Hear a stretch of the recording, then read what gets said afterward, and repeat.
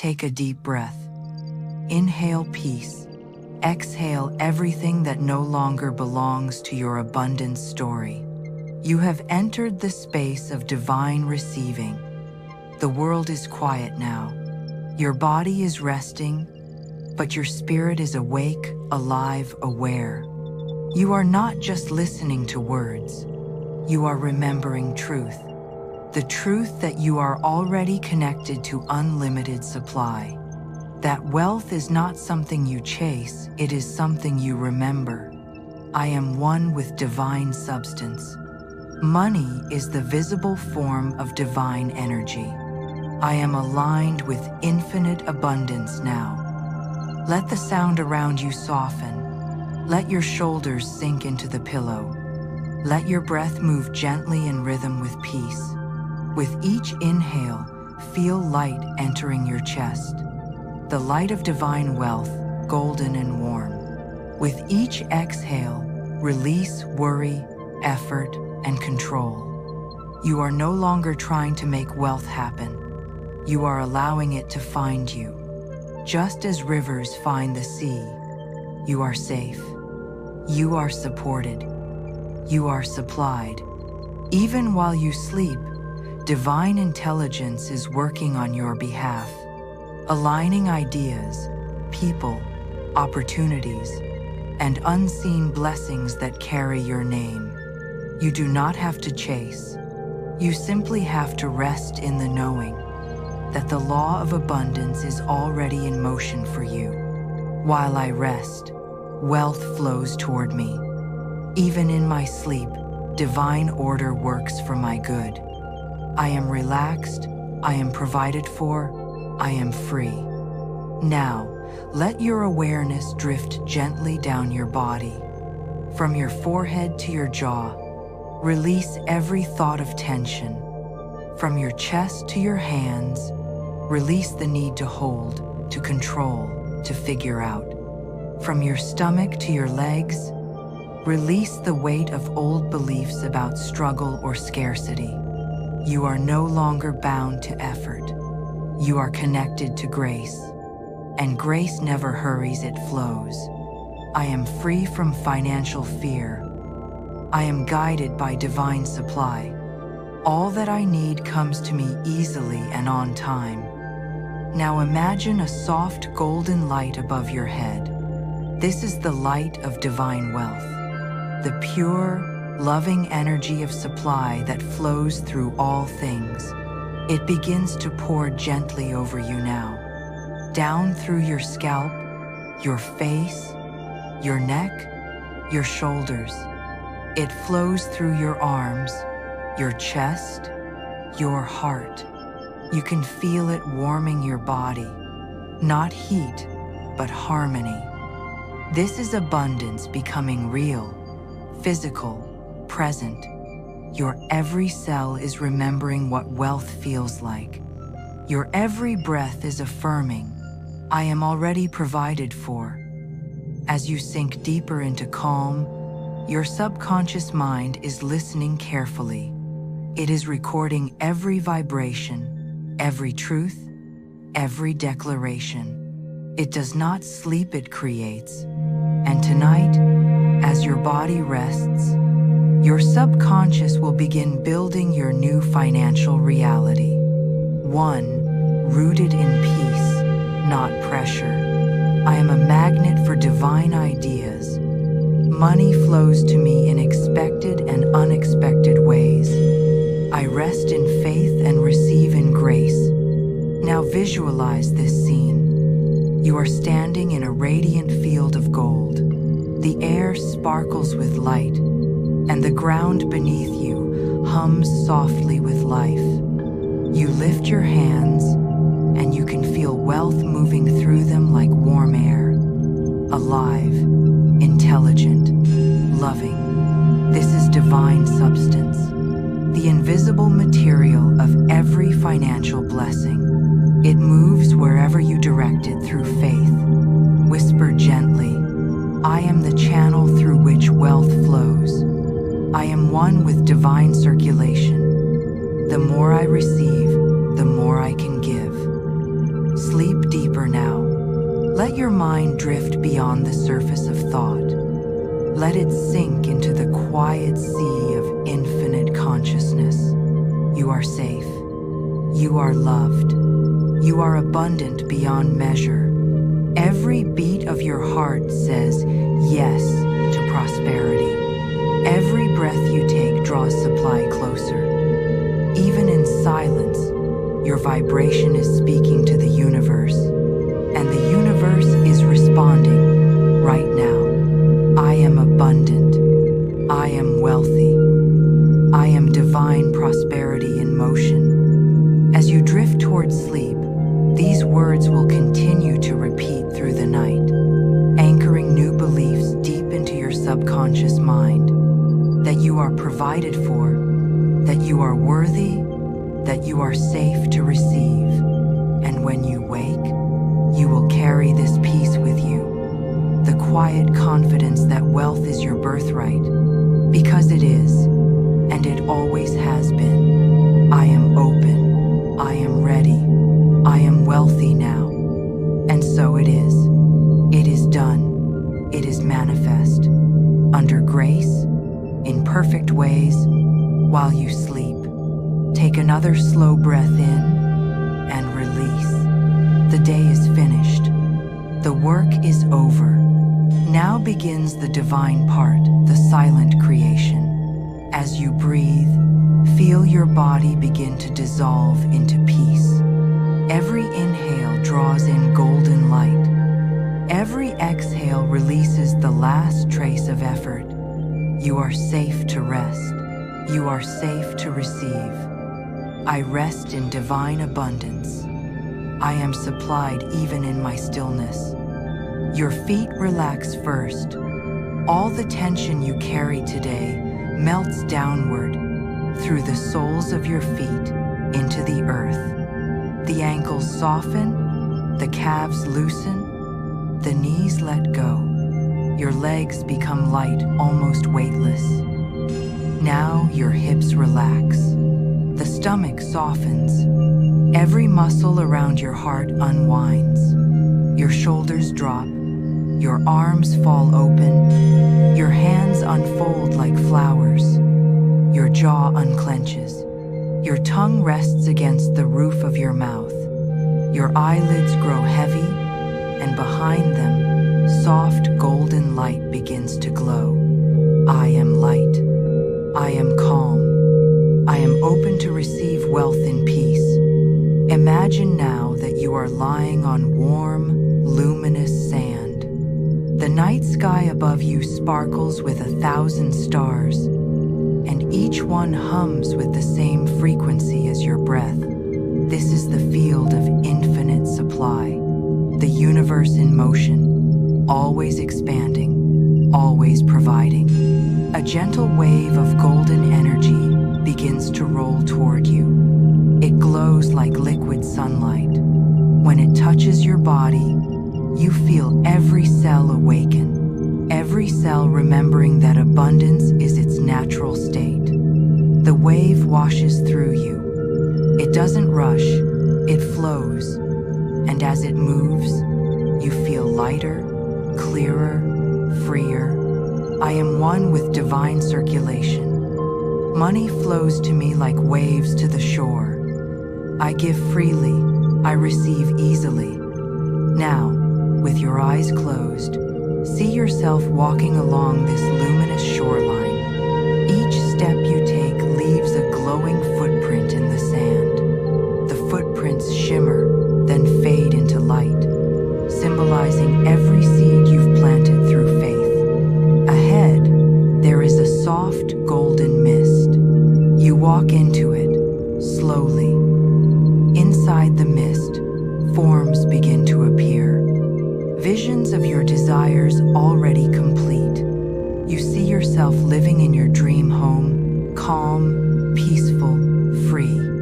You see your bank accounts balanced, growing with ease. You see opportunities arriving without struggle. Everything feels effortless, guided, graceful. I live in the flow of divine prosperity. Everything I need appears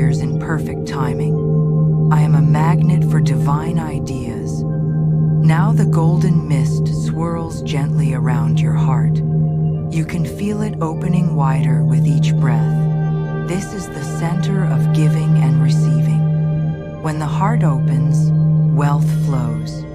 When it closes, it slows. So tonight, you choose openness. You choose faith. You choose to rest in the rhythm of giving and receiving. My heart is open to divine supply. I receive with gratitude and give with joy. I am surrounded by generous energy. As you continue to breathe, the scene begins to shift. You find yourself standing before a great fountain made of crystal and light. From its center flows endless golden water, the pure energy of divine substance. Every drop carries new blessings, new ideas, new abundance. You step closer. You cup your hands beneath the flow. The golden water fills your palms, warm and alive. As it touches your skin, it turns into light that seeps through your fingers and spreads through your body. Your veins glow. Your chest expands. Your entire being begins to hum with the frequency of wealth. Divine substance fills me completely. Every cell of my body vibrates with abundance. I am aligned with infinite supply. Now the fountain begins to rise higher, its light lifting you gently upward. You are floating now, weightless in golden air. Below you, you can see rivers of light branching across the earth. Each river represents a flow of abundance. One to you, one from you, all connected. You realize you are not trying to create wealth. You are part of the wealth that already exists. You are the circulation itself, the divine movement of giving and receiving. I am the flow. I am divine abundance in motion. Everything I give returns multiplied. The light grows softer now, becoming a warm glow that surrounds your body like a cocoon. It breathes with you in, out, a living rhythm that carries you deeper into sleep. The voice of your conscious mind begins to fade, and your subconscious mind takes its place open, receptive, obedient to your highest truth. My subconscious mind is now aligned with prosperity. Every belief of lack is dissolved. I think, feel, and sleep in abundance. As you drift deeper, these truths embed gently in your mind. You are already provided for. Wealth is not distant, it is near. It is not waiting to be earned, it is waiting to be accepted. You were created to live in freedom, not limitation. You are not separate from supply, you are supply in expression. I am abundance. I am prosperity. I am wealth in human form. Now, imagine resting on a cloud of soft light. It cradles you, lifting you into the deep rhythm of sleep. Below, golden rivers still flow. Above, stars shimmer like open doors to infinite possibilities. Every sound fades except your breath. Every thought softens except peace. From this place of surrender, wealth begins to move quietly toward you. Opportunities aligning, people remembering your name, ideas forming in perfect order. You do not have to think about it. Your energy is doing the work. While I sleep, divine order arranges my prosperity. My success unfolds naturally. I rest in faith and wake in abundance. Let these affirmations continue as whispers in your dream. Money flows easily. My needs are met before I ask. I give thanks for overflowing supply. Every day, in every way, I grow richer in peace, love, and joy. The affirmations repeat, softly blending into the music, slowing your heartbeat, quieting your thoughts, until all that remains is stillness. The sacred stillness where divine law moves. You are falling into deep, restorative sleep now. The theta waves carry your affirmations like seeds across fertile soil. Your mind is open. Your spirit is calm. Your future is forming. I am open to receive unlimited wealth. I am the evidence that divine law works. I am at peace, and abundance is mine. Sleep deeply, beloved soul. You are protected. You are provided for. You are loved beyond measure.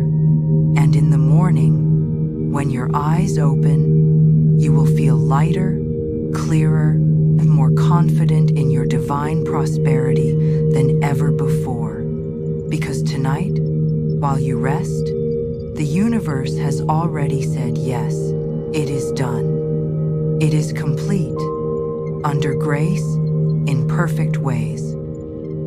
Sleep now, and let these truths write themselves into your soul. You are surrounded by divine abundance. You are one with the source of infinite wealth. Money flows to me easily and consistently. I am a magnet for divine prosperity. Every dollar I spend returns multiplied.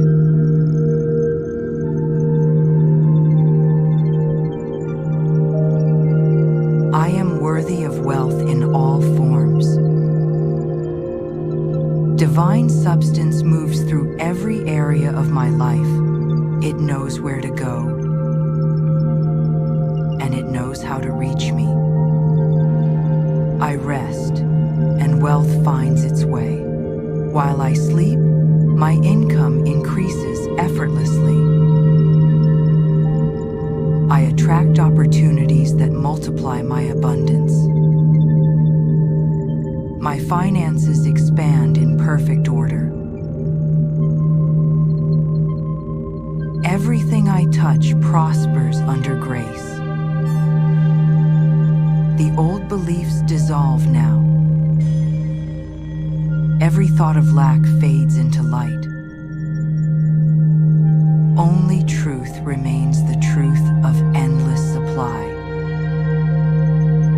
I release all fear about money.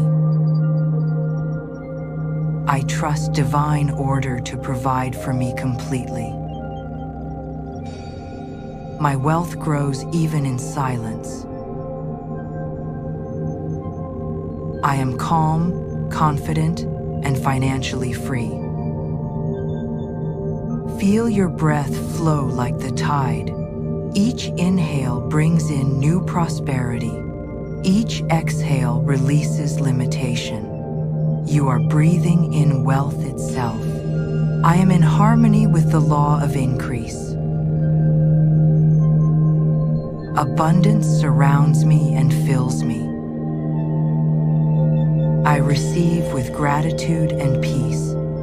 Money loves me and comes easily to me.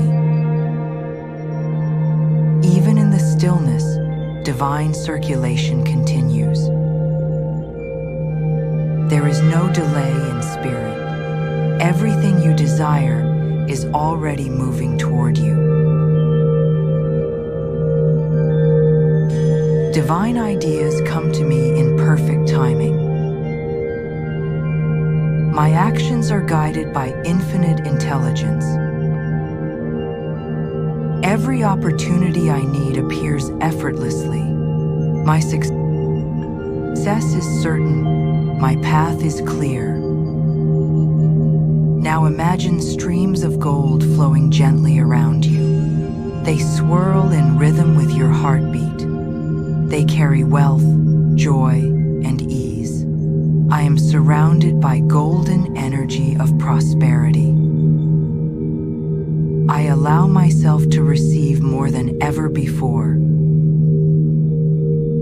My income expands as my faith expands.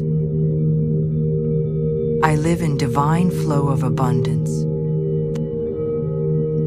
The universe delights in rewarding faith. Every affirmation spoken now is a seed planted in rich soil. Your harvest is already growing, even as you sleep. I am thankful for the wealth that is mine now. Everything I need appears in divine sequence. Money comes to me from known and unknown sources. My wealth blesses everyone it touches. You are now drifting deeper into sleep. Your mind is quiet, yet creative power is awake. It hears every word and obeys every truth.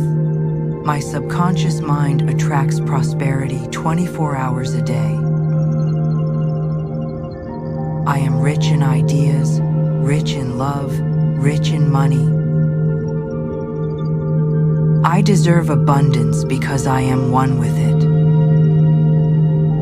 Divine supply never runs out, and neither do I. The law of increase surrounds you. Everything expands in your favor. You rest, and expansion continues. My wealth multiplies under grace and ease. I give generously, knowing I am infinitely supplied. I am grateful for overflowing prosperity. Wealth and I are one in perfect balance. I am open to receive unlimited wealth. Money flows to me from expected and unexpected ways. Every dollar I circulate returns multiplied. I live in the vibration of financial freedom. The sound of your breath, the sound of these words, the hum of divine energy, all one, all peace, all prosperity. I rest in the knowing that I am abundant. The universe always provides more than I imagine. I am guided to opportunities that create lasting wealth. I attract success with ease and grace. I am wealth in motion. Money obeys my faith, not my fear. Everything works together for my prosperity. I am relaxed, I am rich, I am grateful. The field of infinite supply is within and around you. Even while you sleep, it continues to respond to your belief. I believe in abundance, therefore, I receive abundance.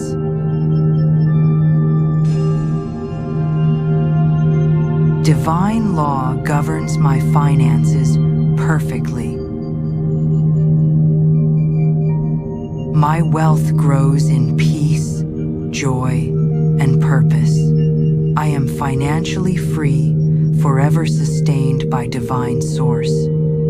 Sleep now, and let these truths write themselves into your soul. You are surrounded by divine abundance. You are one with the source of infinite wealth. Money flows to me easily and consistently. I am a magnet for divine prosperity. Every dollar I spend returns multiplied.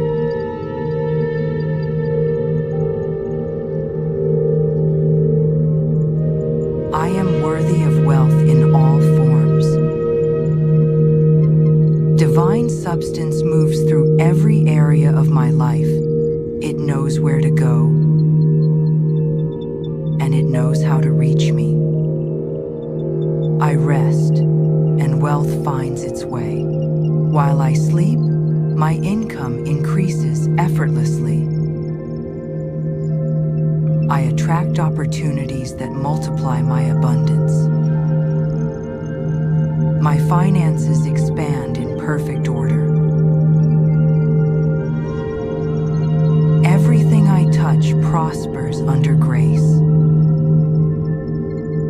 Old beliefs dissolve now. Every thought of lack fades into light. Only truth remains, the truth of endless supply. I release all fear about money. I trust divine order to provide for me completely. My wealth grows even in silence.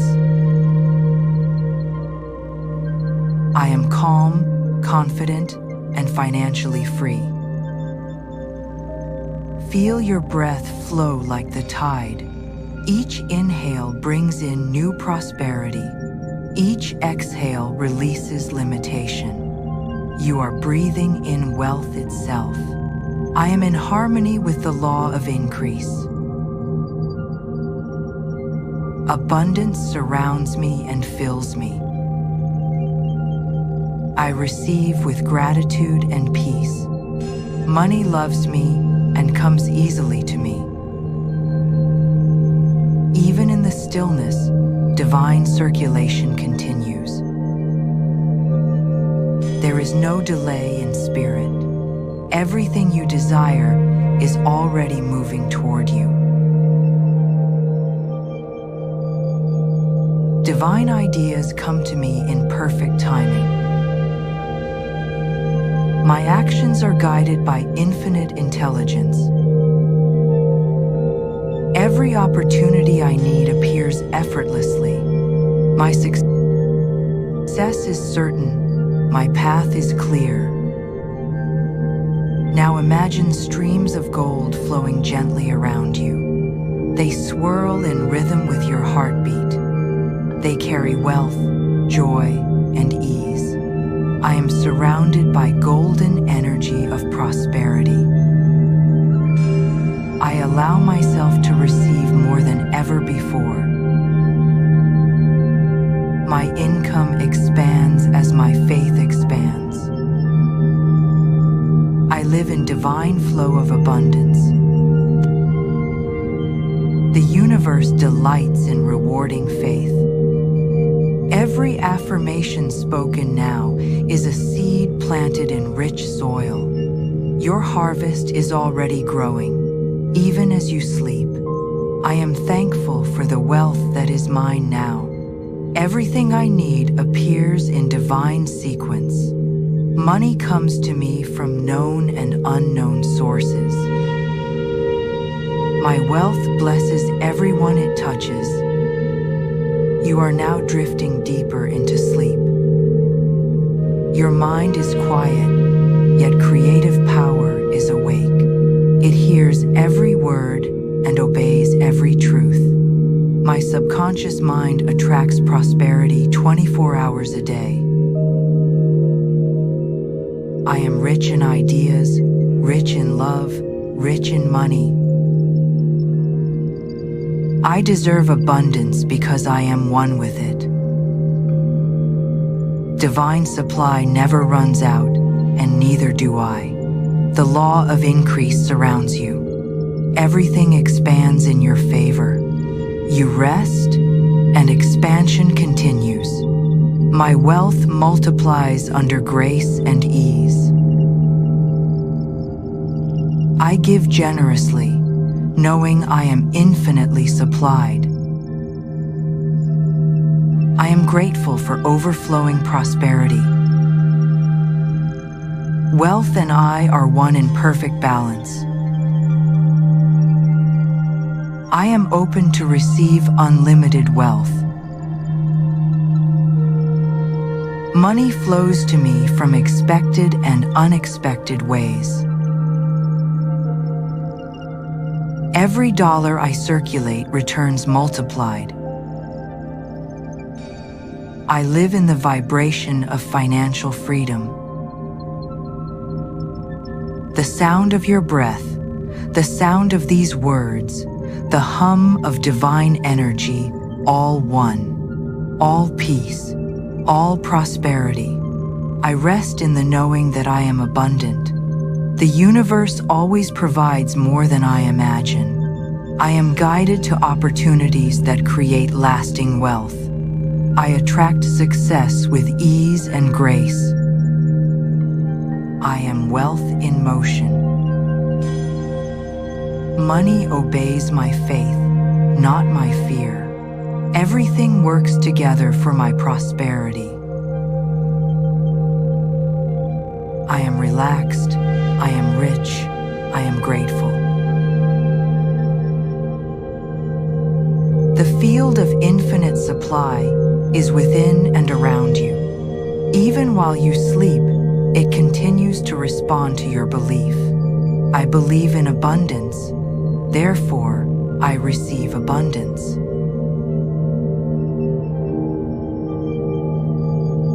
Divine law governs my finances perfectly. My wealth grows in peace, joy, and purpose. I am financially free, forever sustained by divine source. Sleep now, and let these truths write themselves into your soul. You are surrounded by divine abundance. You are one with the source of infinite wealth. Money flows to me easily and consistently. I am a magnet for divine prosperity. Every dollar I spend returns multiplied.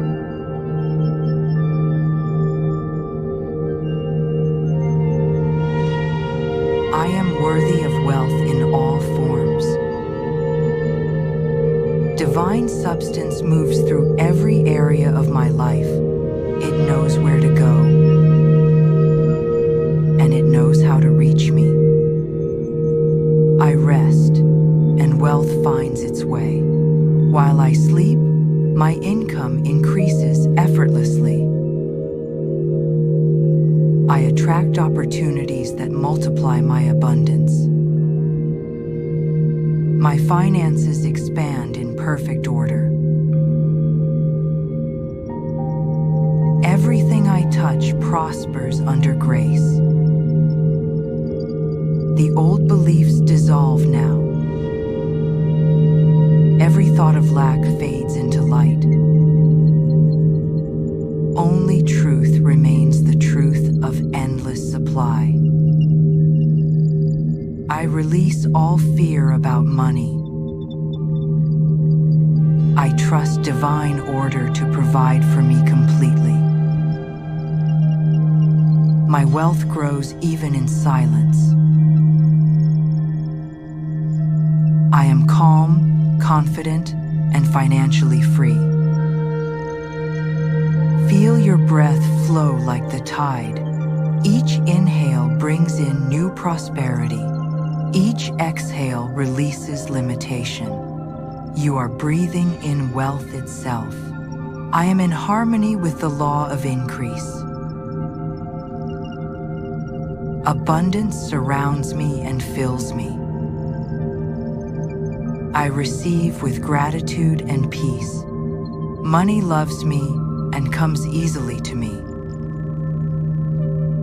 Even in the stillness, divine circulation continues. There is no delay in spirit.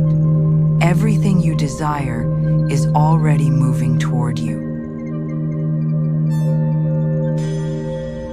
Divine ideas come to me in perfect timing. My actions are guided by infinite intelligence. Every opportunity I need appears effortlessly. My success is certain. My path is clear. Now imagine streams of gold flowing gently around you. They swirl in rhythm with your heartbeat. They carry wealth, joy, and ease. I am surrounded by golden energy of prosperity. I allow myself to receive more than ever before. My income expands as my faith expands. I live in divine flow of abundance. The universe delights in rewarding faith. Every affirmation spoken now is a seed planted in rich soil. Your harvest is already growing, even as you sleep. I am thankful for the wealth that is mine now. Everything I need appears in divine sequence. Money comes to me from known and unknown sources. My wealth blesses everyone it touches. You are now drifting deeper into sleep. Your mind is quiet, yet creative power is awake. It hears every word and obeys every truth. My subconscious mind attracts prosperity 24 hours a day. I am rich in ideas, rich in love, rich in money. I deserve abundance because I am one with it. Divine supply never runs out, and neither do I. The law of increase surrounds you. Everything expands in your favor. You rest, and expansion continues. My wealth multiplies under grace and ease. I give generously, knowing I am infinitely supplied. I am grateful for overflowing prosperity. Wealth and I are one in perfect balance. I am open to receive unlimited wealth. Money flows to me from expected and unexpected ways. Every dollar I circulate returns multiplied. I live in the vibration of financial freedom. The sound of your breath, the sound of these words, the hum of divine energy, all one, all peace, all prosperity. I rest in the knowing that I am abundant. The universe always provides more than I imagine. I am guided to opportunities that create lasting wealth. I attract success with ease and grace. I am wealth in motion. Money obeys my faith, not my fear. Everything works together for my prosperity. I am relaxed, I am rich, I am grateful. The field of infinite supply is within and around you. Even while you sleep, it continues to respond to your belief.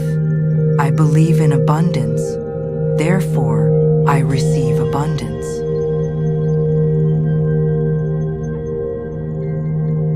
Divine law governs my finances perfectly. My wealth grows in peace, joy, and purpose. I am financially free, forever sustained by divine source. Sleep now, and let these truths write themselves into your soul. You are surrounded by divine abundance. You are one with the source of infinite wealth. Money flows to me easily and consistently. I am a magnet for divine prosperity. Every dollar I spend returns multiplied.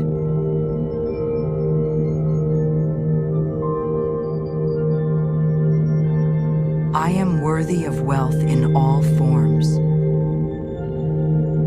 Divine substance moves through every area of my life. It knows where to go, and it knows how to reach me. I rest, and wealth finds its way. While I sleep, my income increases effortlessly. I attract opportunities that multiply my abundance. My finances expand in perfect order. Everything I touch prospers under grace. The old beliefs dissolve now. every thought of lack fades into light. Only truth remains, the truth of endless supply. I release all fear about money. I trust divine order to provide for me completely. My wealth grows even in silence. I am calm, confident, and financially free. Feel your breath flow like the tide. Each inhale brings in new prosperity. Each exhale releases limitation. You are breathing in wealth itself. I am in harmony with the law of increase. Abundance surrounds me and fills me. I receive with gratitude and peace. Money loves me and comes easily to me. Even in the stillness, divine circulation continues. There is no delay in spirit. Everything you desire is already moving toward you. Divine ideas come to me in perfect timing. My actions are guided by infinite intelligence. Every opportunity I need appears effortlessly. My success is certain. My path is clear.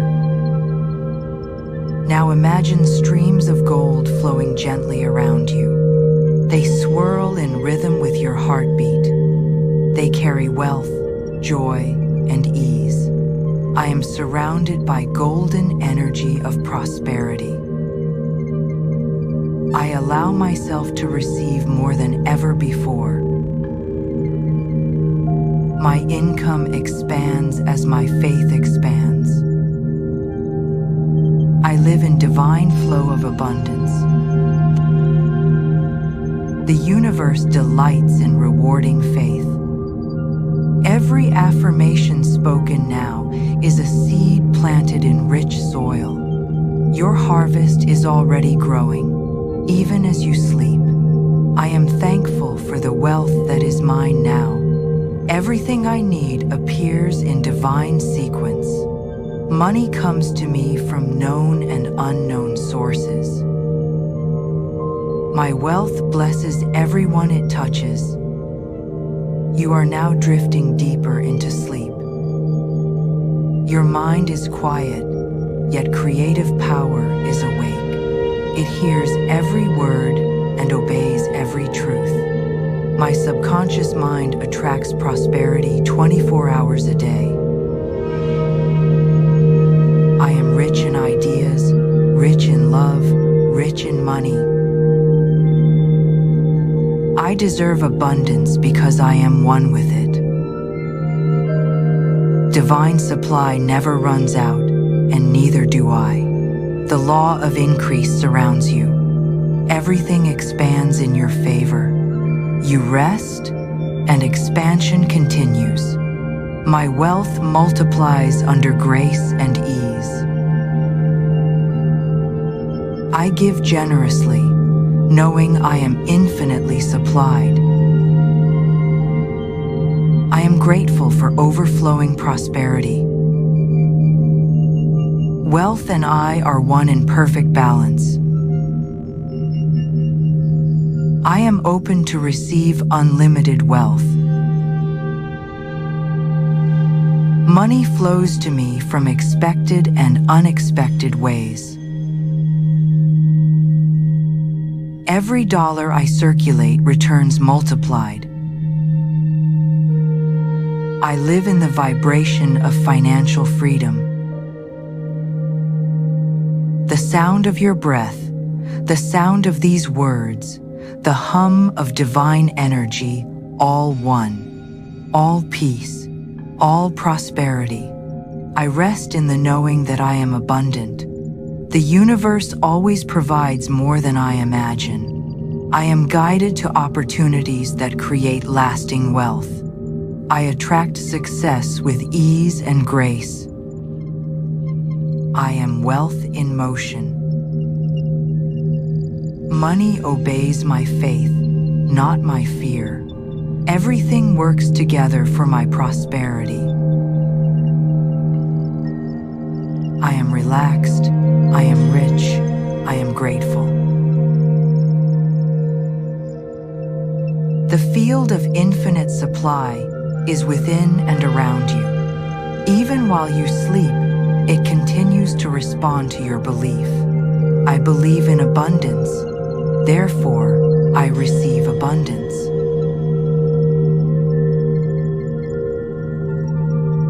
Divine law governs my finances perfectly. My wealth grows in peace, joy, and purpose. I am financially free, forever sustained by divine source. Sleep now, and let these truths write themselves into your soul. You are surrounded by divine abundance. You are one with the source of infinite wealth. Money flows to me easily and consistently. I am a magnet for divine prosperity.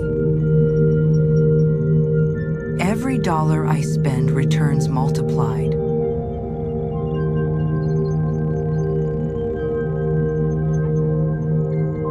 I am worthy of wealth in all forms.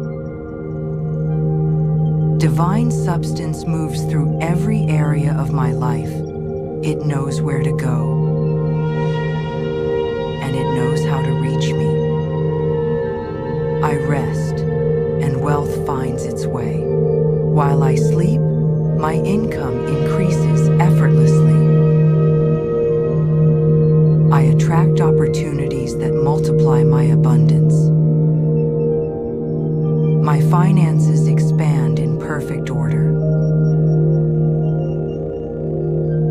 Everything I touch prospers under grace. The old beliefs dissolve now. Every thought of lack fades into light. Only truth remains, the truth of endless supply.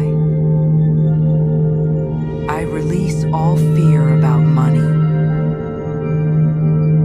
I trust divine order to provide for me completely. My wealth grows even in silence. I am calm, confident, and financially free. Feel your breath flow like the tide. Each inhale brings in new prosperity. Each exhale releases limitation. You are breathing in wealth itself.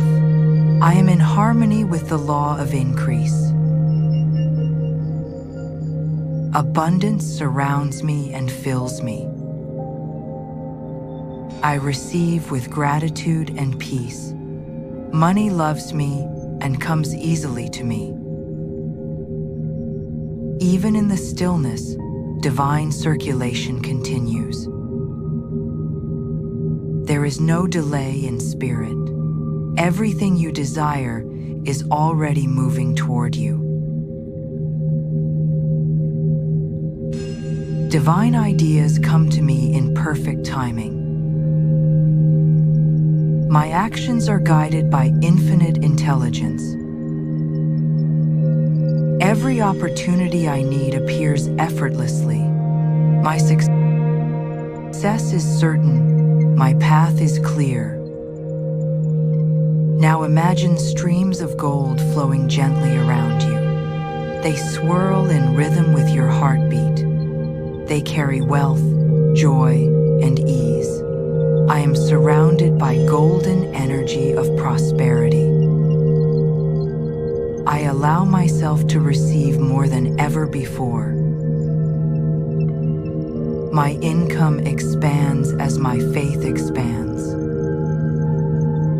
I live in divine flow of abundance. The universe delights in rewarding faith. Every affirmation spoken now is a seed planted in rich soil. Your harvest is already growing, even as you thankful for the wealth that is mine now. Everything I need appears in divine sequence. Money comes to me from known and unknown sources. My wealth blesses everyone it touches. You are now drifting deeper into sleep. Your mind is quiet, yet creative power is awake. It hears every word and obeys every truth. My subconscious mind attracts prosperity 24 hours a day.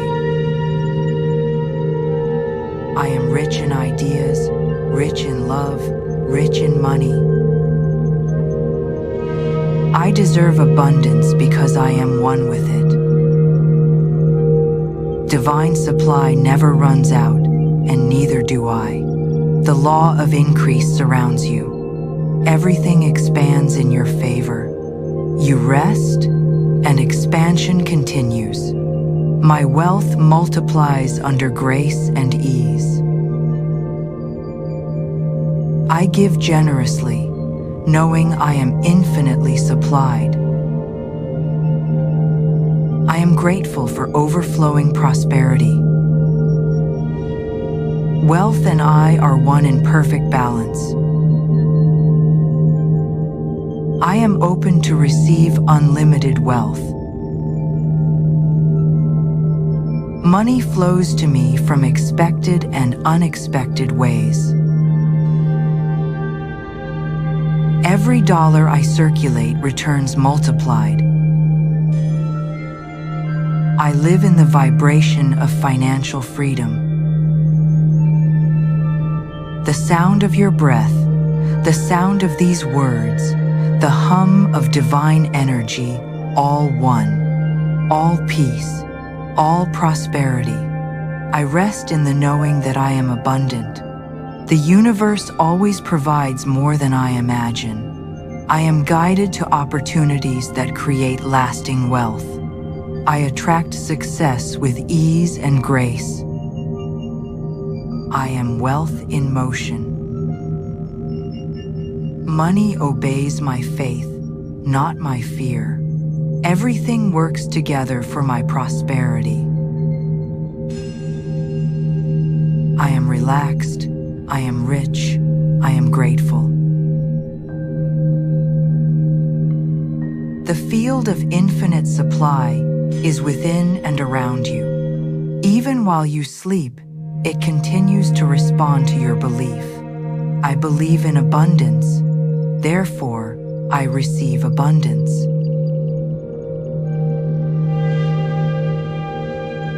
Divine law governs my finances perfectly. My wealth grows in peace, joy, and purpose. I am financially free, forever sustained by divine source. Rest now. You are safe. You are supplied. You are rich beyond measure. And so it is. It is done. Under grace, in perfect ways, the night has done its holy work. Your mind has dreamed in abundance. Your heart has rested in divine peace. Now, as dawn begins to touch the edges of your world, a gentle light fills your awareness. It is the same golden light that blessed you as you slept. The light of divine wealth, still here, still flowing. I awake in the presence of abundance. I rise in gratitude for divine supply. Today, I live from faith, not from fear. Take a slow breath in and exhale completely. Feel the air move like new energy through your body. It carries calm confidence, quiet assurance, the vibration of prosperity already unfolding. You have changed in the night. Old beliefs have fallen away like leaves in wind. You wake lighter, freer, more open to receive. Every morning begins with new prosperity. My thoughts are channels for wealth. I expect good in every form. Now imagine yourself standing once again at the golden shoreline. The lulled you to sleep. Now kiss your feet in the morning glow. The tide of wealth still moves toward you steady, eternal, certain. The sun rises above the water, each ray spelling the words, "It is done." You smile softly, knowing that it truly is. What I dreamed last night manifests today. Divine timing unfolds in my favor. All that belongs to me finds me easily. Take one more deep breath. Inhale golden light. Exhale gratitude. Let your body stretch gently. Fingers, toes, shoulders. Feel energy returning, calm yet powerful. You are ready to step into your day with peace. You carry the vibration of wealth now. It moves through your words, your choices, your presence. I walk in abundance. I think rich thoughts. I attract divine opportunities wherever I go. The voice of night whispers its final blessing. You are safe. You are supported. You are supplied. Go forth and live the abundance you have claimed. Let the music fade now into soft morning air. Birds in distance, ocean breathing, world awakening. Thank you, Divine Source, for another day of prosperity. I am grateful. I am guided. I am rich in every way. The screen of consciousness brightens. Your eyes open. You are awake, peaceful, and filled with light. And as you rise, you take with you everything this night has given. Faith, ease, and the certainty that the universe always provides. It is done. It is complete. Under grace, in perfect ways. If these words have reached you, if your eyes are reading this now, it is not an accident. There are no accidents in divine law. Every sentence carries vibration. Every vibration carries direction. And this sentence, this message, this moment, has been magnetized to your spirit by the law of perfect timing. You didn't just click. You didn't just scroll. You were called. You were summoned. Because you, beloved soul, have been chosen. Chosen not to suffer, but to sever. Not to repeat, but to replace. Not to endure the pattern, but to end it. You are not under a curse. You are under a call. And that call is this. Break the cycle. What is the cycle? It's the loop that loops through generations. The invisible rhythm of defeat that runs in the family like a haunted lullaby. It's the belief that life must be hard, that money must be scarce, that love must be lost, that joy is earned with blood and bone. The cycle is not always loud. Sometimes it's quiet. It whispers, "This is just how things are." It sighs, "No one in our family ever had more." It repeats, "Maybe I deserve this." It smiles in false humility and says, "Be grateful for what little you have." But that's not gratitude. That's spiritual paralysis. The cycle is not your personality. The cycle is not your fate. The cycle is a sentence, a spiritual sentence spoken long ago, maybe by someone who raised you, maybe by someone long dead, maybe by the echo of trauma that never got rewritten. And that sentence is still active because no one ever canceled it. No one ever stood up and said, "That's not the truth." No one ever dared to disagree with the pattern, until now. You are here because Divine Mind has found a willing mouth. You are here because heaven needed a voice, not a victim. You are here because the sentence you are about to speak will end the sentence they all lived under.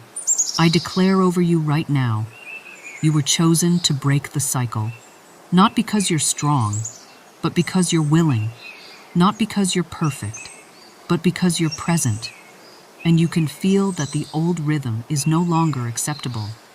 You can feel that the old language is rotting in your mouth.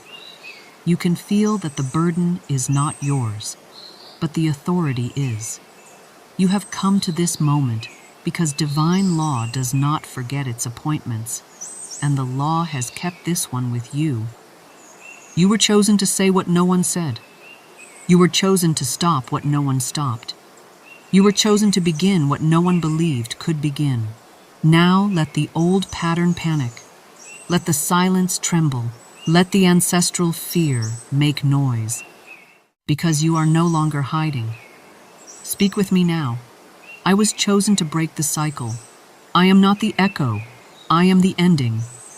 By divine authority, I cancel every lie I inherited. The pattern breaks with me, and it will not return. You didn't scroll into this by chance. You were magnetized by assignment. And now the cycle has a name, and the cycle has met its match.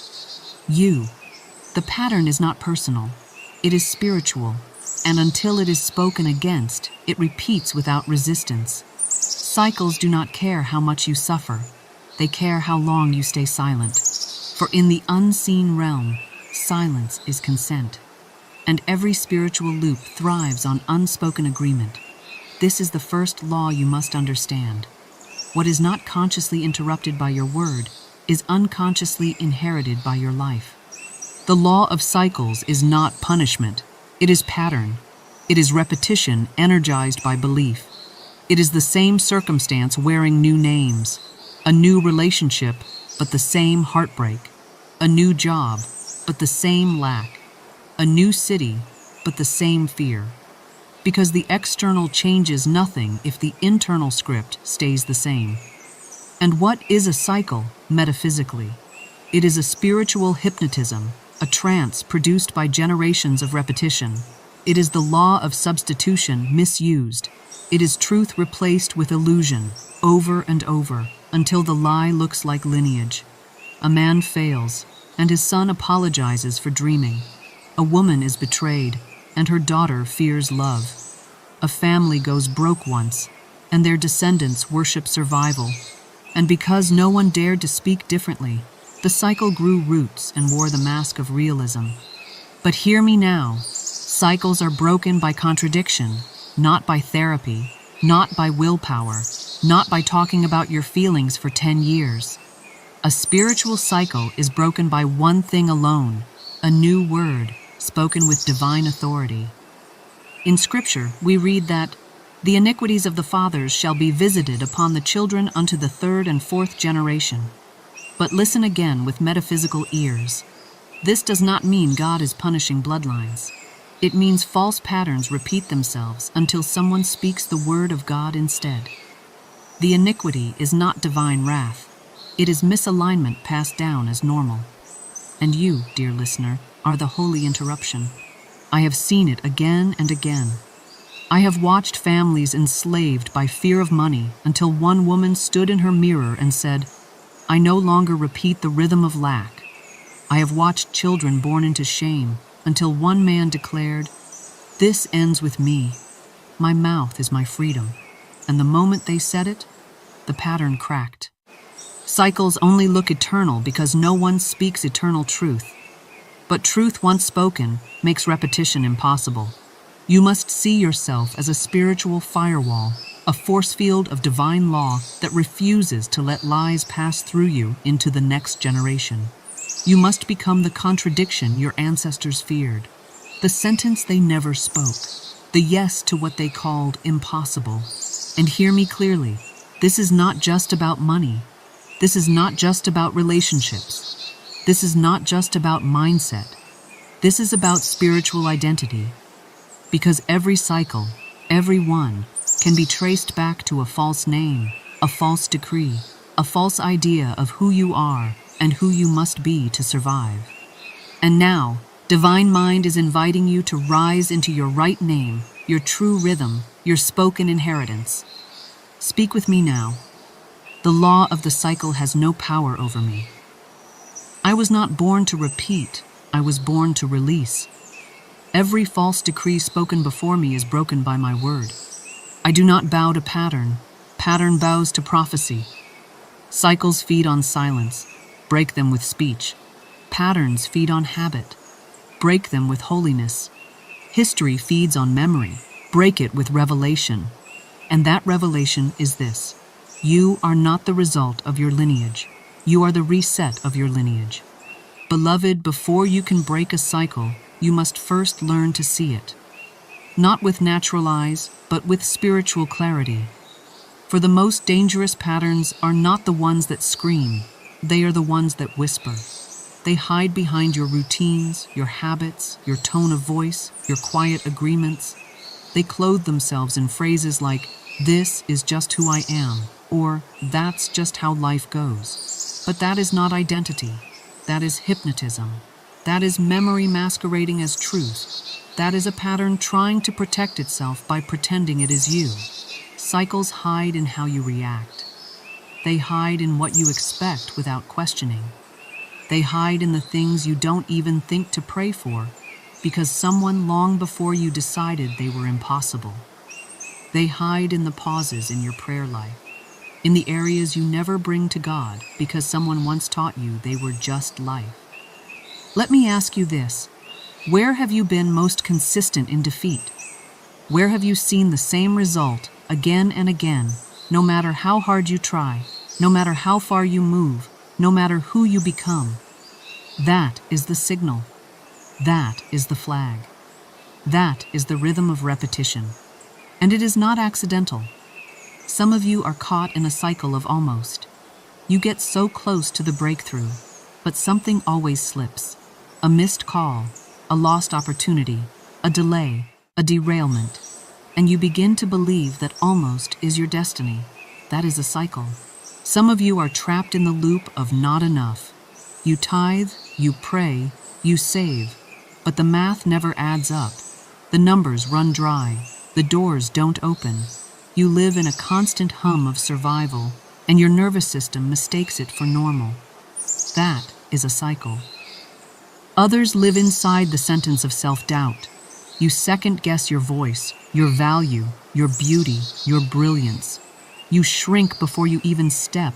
You dim your power in every room because someone long ago told you that you were too much. That is a cycle. And here is the mystery of it all. Most cycles are not yours. They are inherited energies, inherited beliefs, inherited sentences. Someone else lived it. Someone else feared it.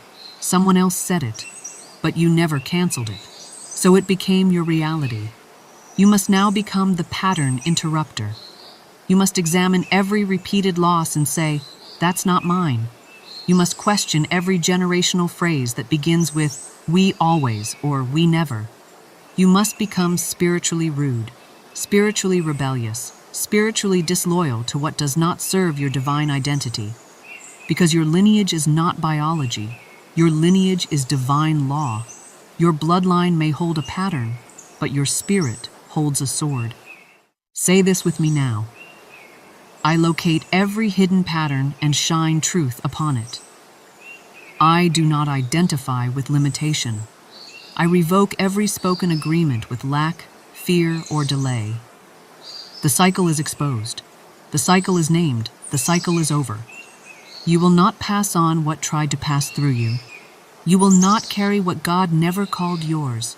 You will not live in the graveyard of someone else's fear. Because now you have spoken. To break a cycle is not to fight it. It is to replace it. Divine law does not operate through struggle. It operates through substitution. This is the law of substitution, and it is the unshakable foundation upon which all freedom is built. You do not erase the old by hating it. You do not remove darkness by analyzing it. You do not dissolve poverty by complaining about it. You replace it with light, with truth, with word.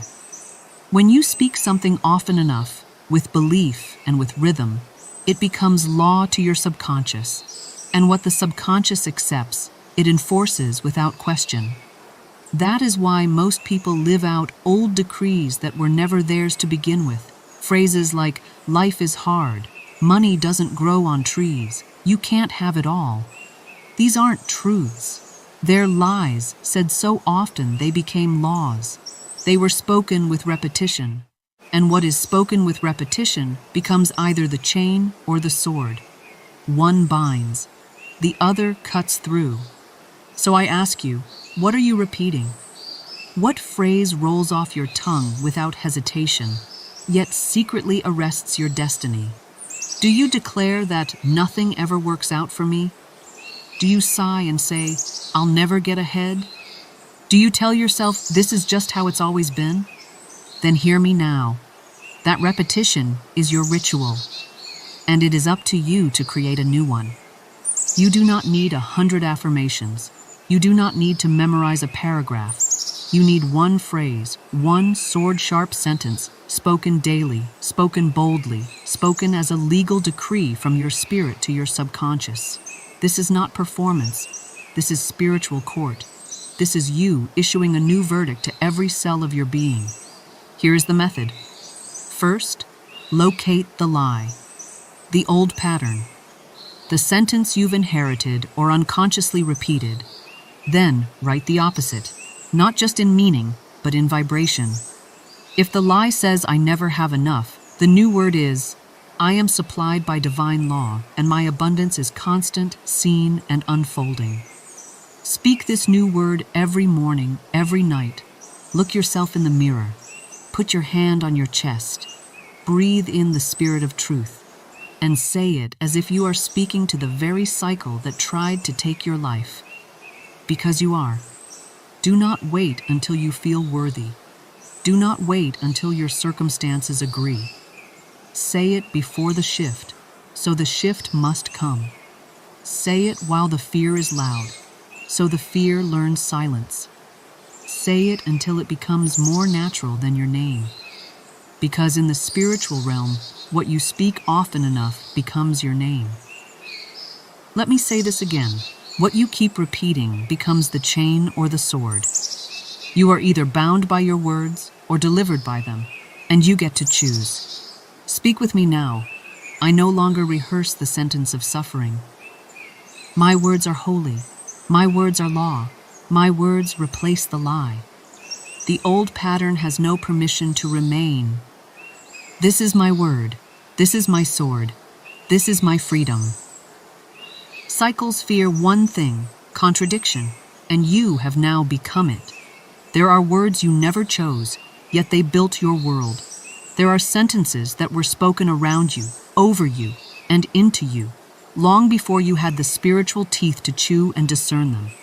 These are not memories, they are contracts, and if not consciously broken, they become the quiet architecture of your reality. They are the phrases uttered at dinner tables, behind closed doors, in moments of fear, frustration, or resignation, not with malice, but with misplaced agreement, and they echo down bloodlines like hymns of limitation. We're just not that kind of family.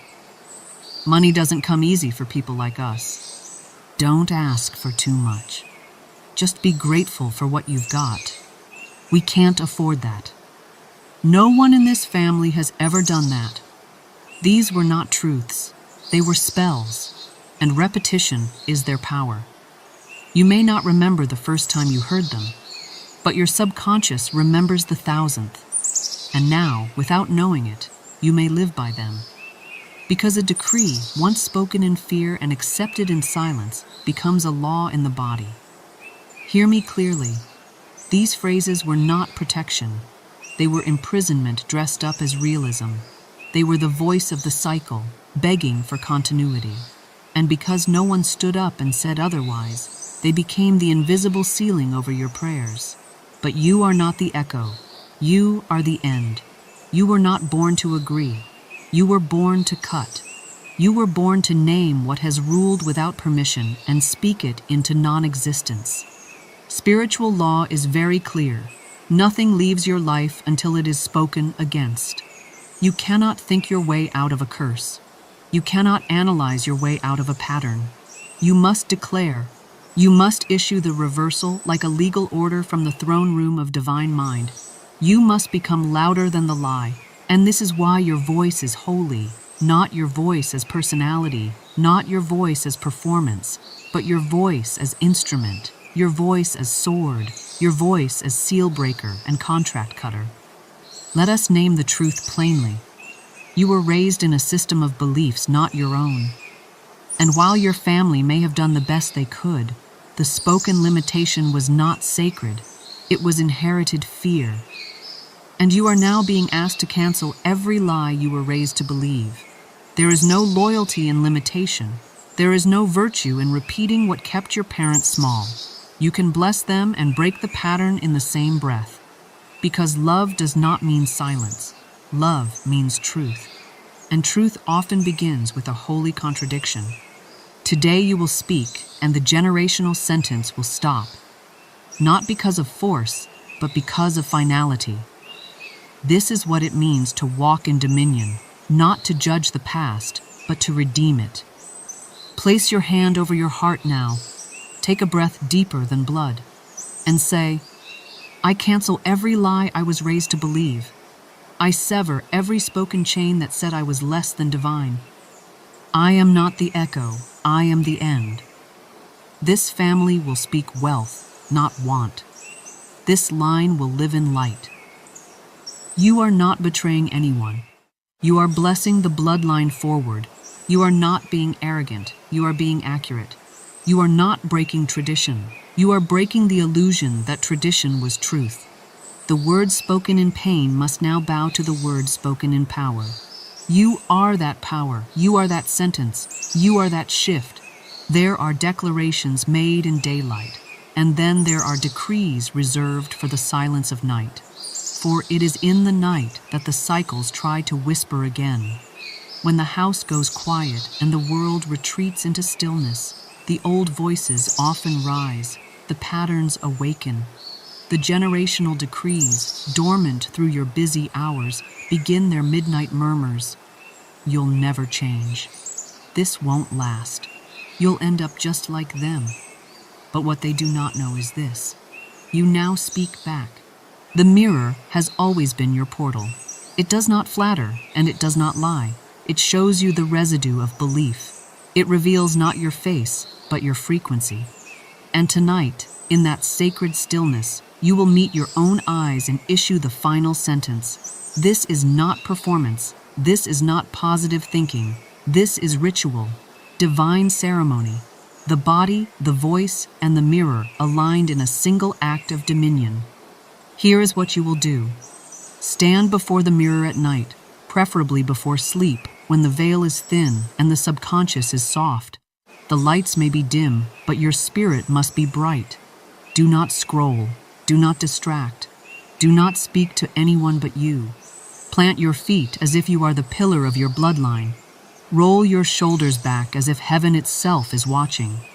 Look yourself in the eyes. Not casually, not timidly. Look until the old self flinches. Look until the past starts to tremble. Look until the mirror agrees with the majesty you are now remembering. And speak. It stops with me. Pause. Let the silence fall like a seal. I am the spoken line between bondage and blessing. Pause again. Do not rush the words. The power is not in their speed.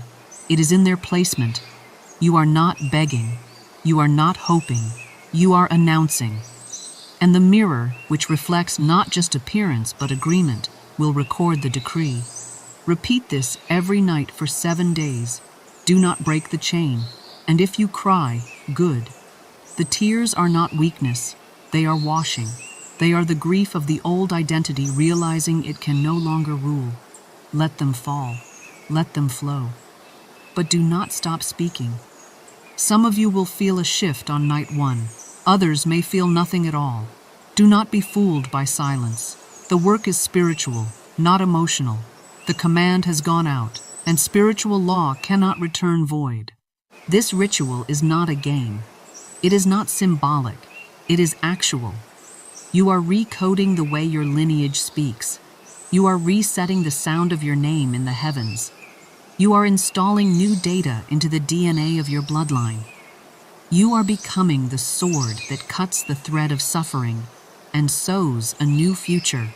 So go, stand, speak. It stops with me. I am the spoken line between bondage and blessing. And the mirror will soon reflect a new face, the face of one who remembers. She was not the eldest, nor the loudest, not the most educated, nor the most affirmed. She was just the one who heard the call to end it. Her name was Elise, the firstborn daughter of a long line of strong backs and silent mouths. Her grandmother had worked 2 jobs until her knees gave out.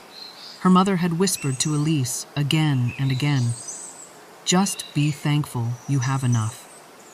And Elise, for years, wore that phrase like a garment of duty, quiet, grateful, invisible, obedient to the lack she inherited.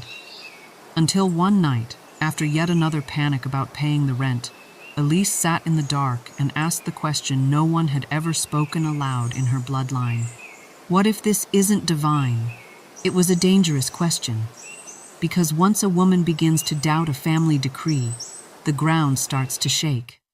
She went to bed with that thought like a fire under her chest, and in the days that followed, the spirit stirred, not through thunder, but through whisper. A verse she'd once heard rose from within like a seed breaking through hard soil.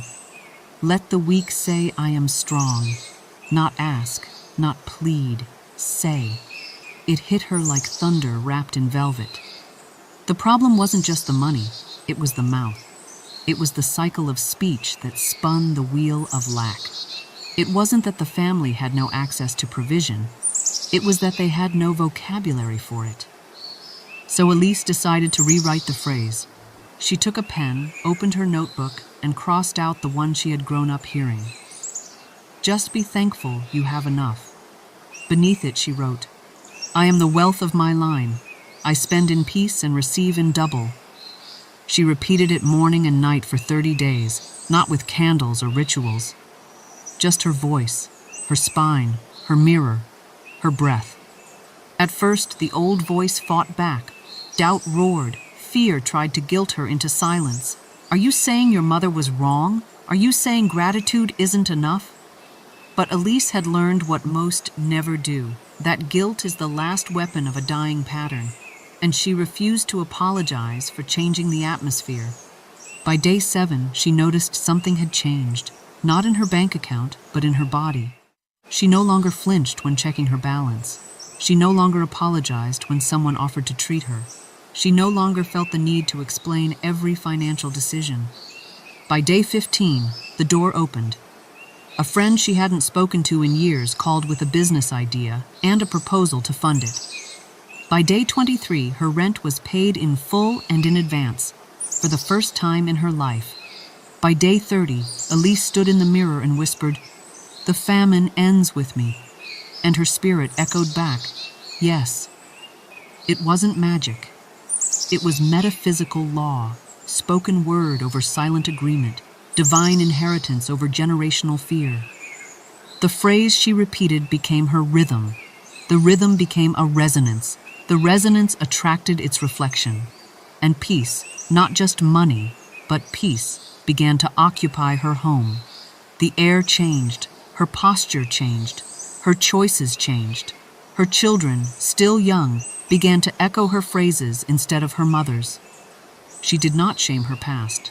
She did not curse her mother. She simply changed the decree.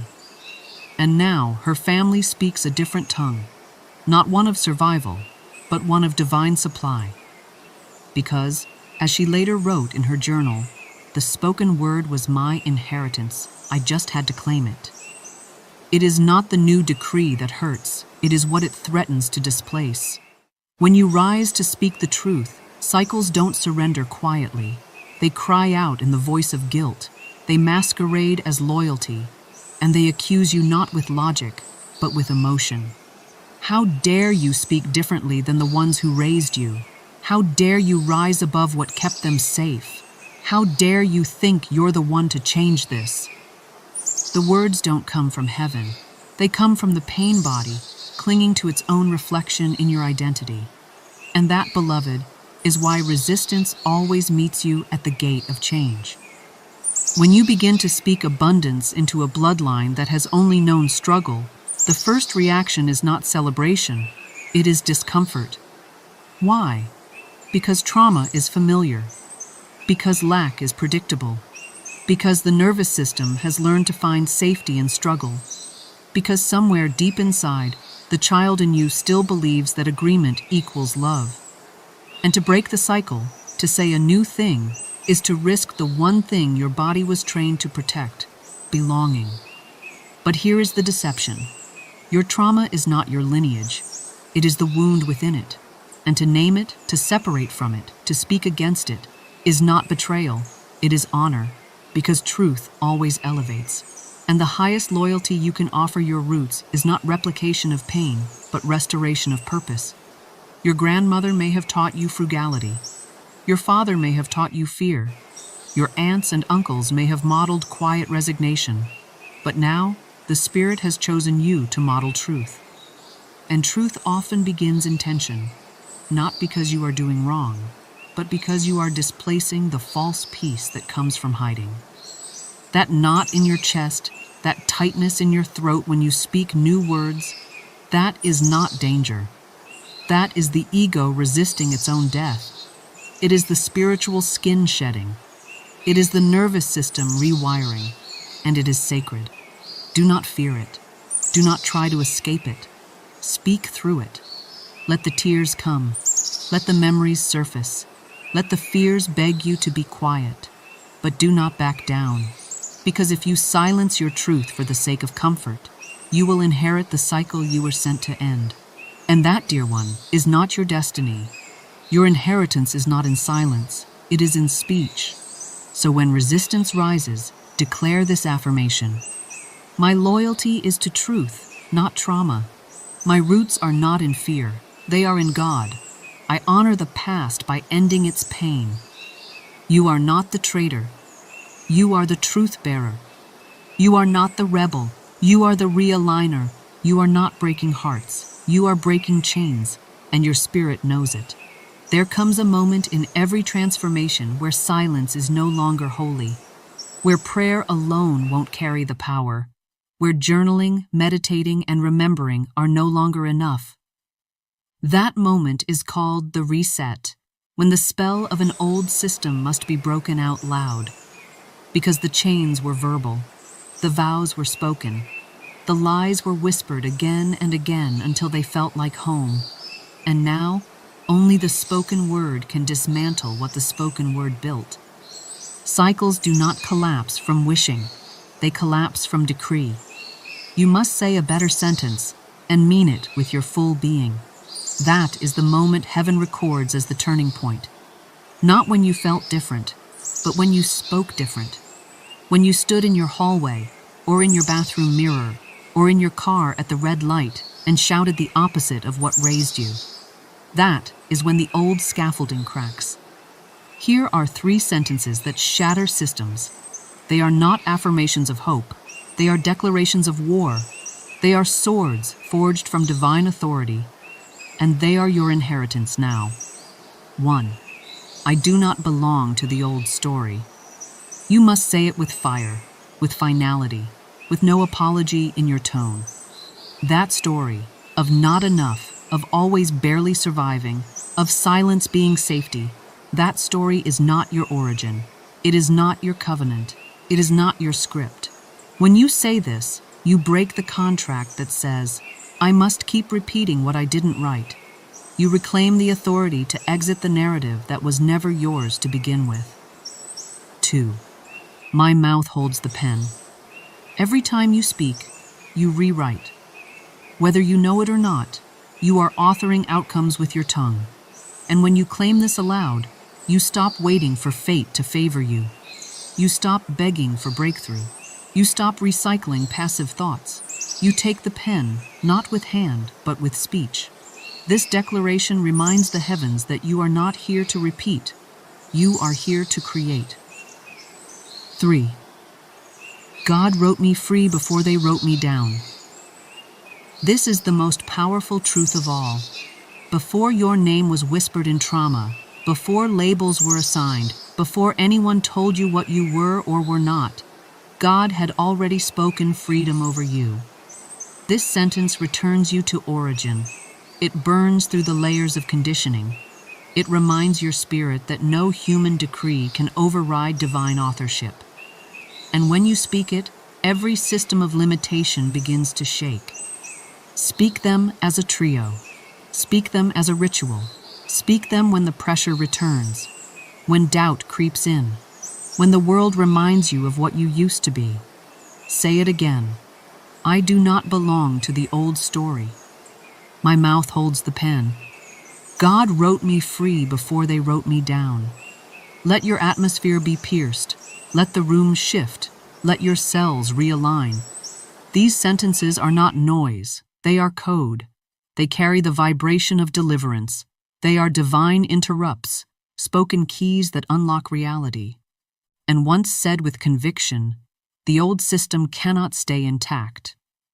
Let me speak plainly now.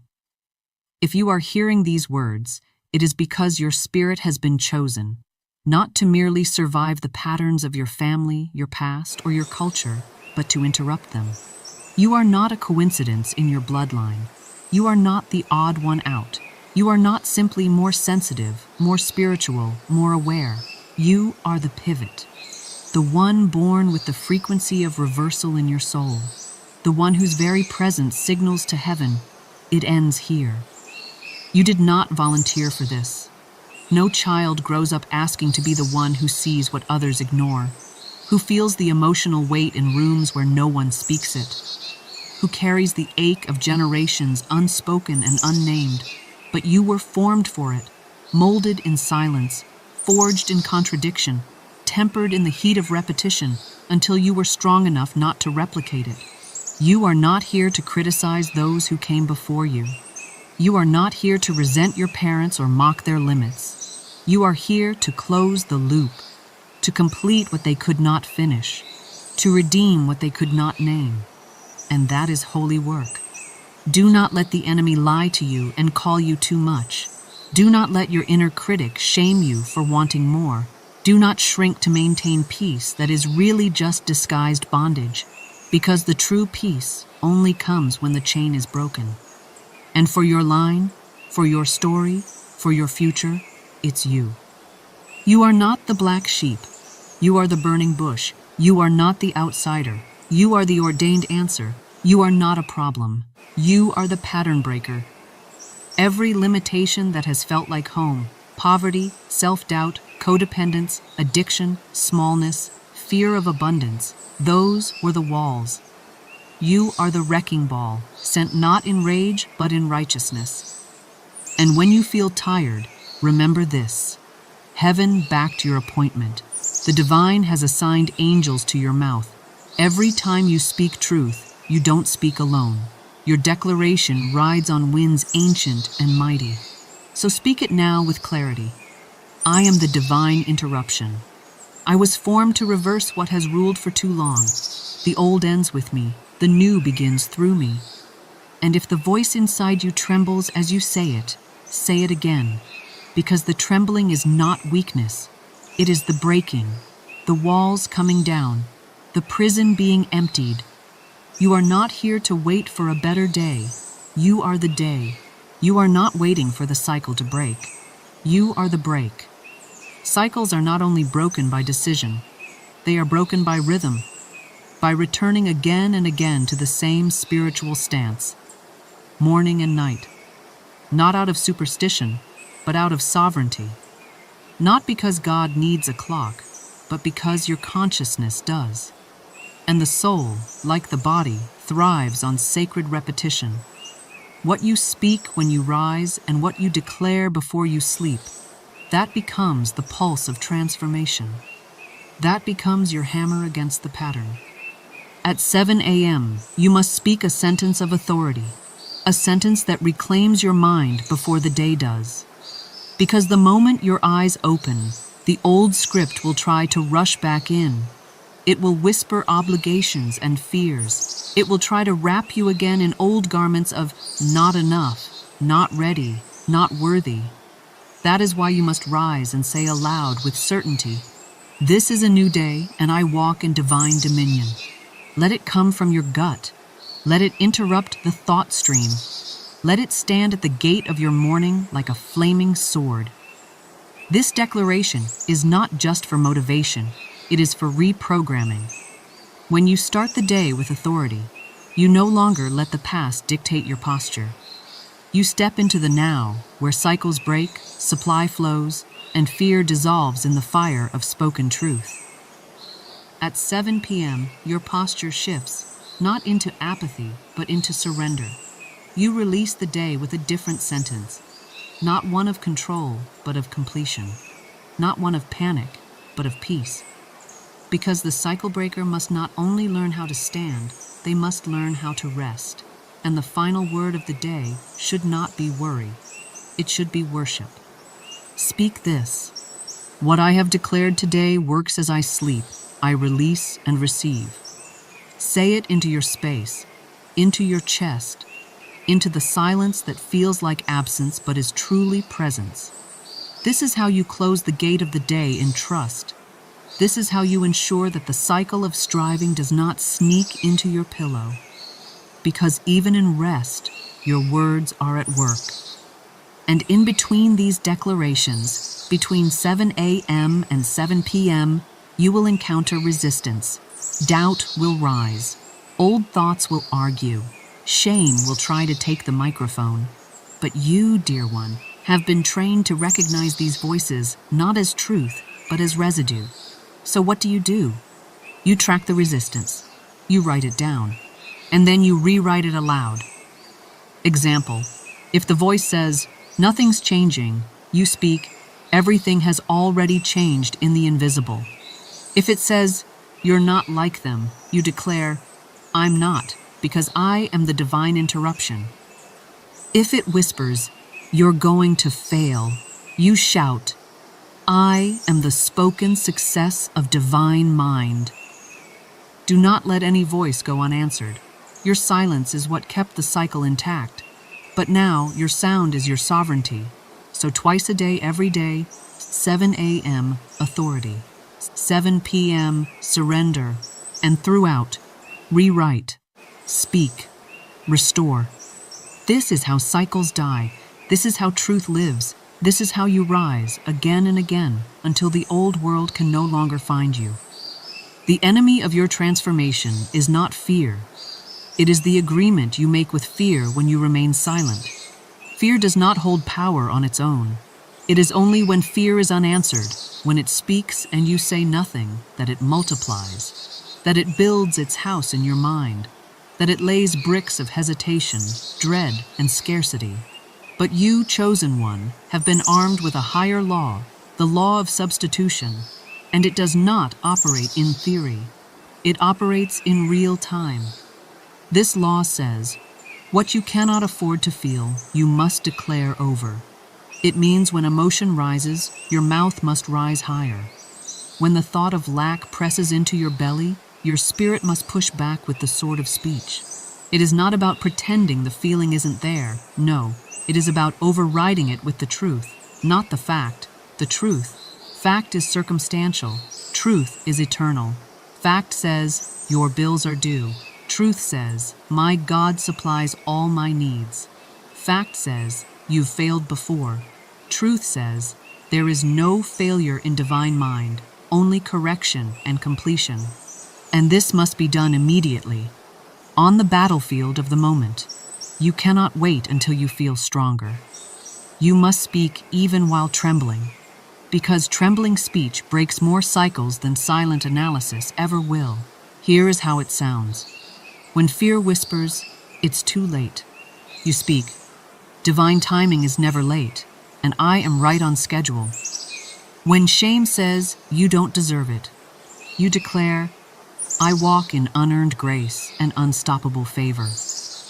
When lack shouts, you'll never have enough, you proclaim, every cell of my life is filled with more than enough. I dwell in abundance. This is not motivational fluff. This is warfare. Your words are weapons, and the law of substitution demands that you never leave fear unchallenged. For what you tolerate in silence, you eventually submit to in life. So here is your new rule. When lack says no, I speak yes. When fear speaks loud, I speak louder. When emotion tries to drown me, I rise on the raft of my declaration.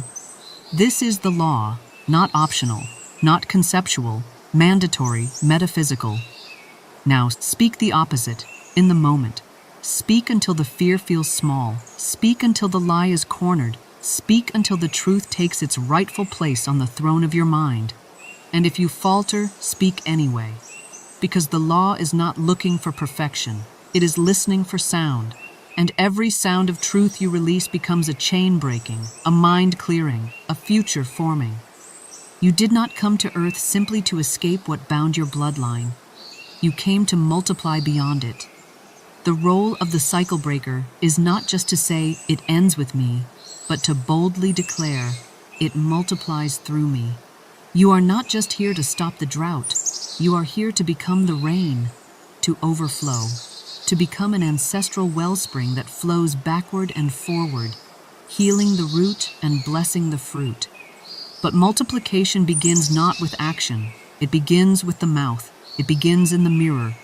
The mirror has already heard your declarations of freedom. It has witnessed your nighttime stand, your morning decree, your trembling voice learning to say, "It stops with me." But now it must hear more. The mirror must become your multiplication chamber, the holy echo of expansion. So you stand again, same posture, same eyes, same holy stillness.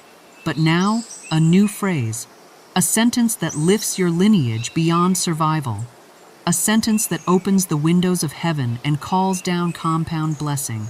Speak this into the mirror. I don't just end it, I expand beyond it. Let it vibrate in your chest. Let it reverberate in your jaw. Let the mirror remember this frequency so that your reflection begins to agree, not just with relief, but with rain. You see, the trauma tried to teach you that being free was enough, that just getting by was worthy of a medal. But the divine says, freedom is the beginning, not the ceiling, and you must get comfortable with more than what was denied to them. You must get comfortable receiving what they never imagined. Multiplication means you don't just stop the cycle of debt, you overflow with surplus. You don't just break the chain of silence, you speak and nations shift. You don't just walk out of scarcity, you fund others' freedom. And this cannot wait for external proof. You must begin by speaking it to your own face, because the soul that cannot declare multiplication in the secret place will never manifest it in the public space. So each day, add this phrase to your mirror ritual. I don't just end it, I expand beyond it. It is your advanced activation. It is your sacred permission. It is your divine prophecy. And every time you speak it, the spirit realm rearranges itself. Heaven nods. Angels take notes. And the mirror no longer shows you what was. It reflects who you've become. If you want to break the cycle, you must ban the language that built it.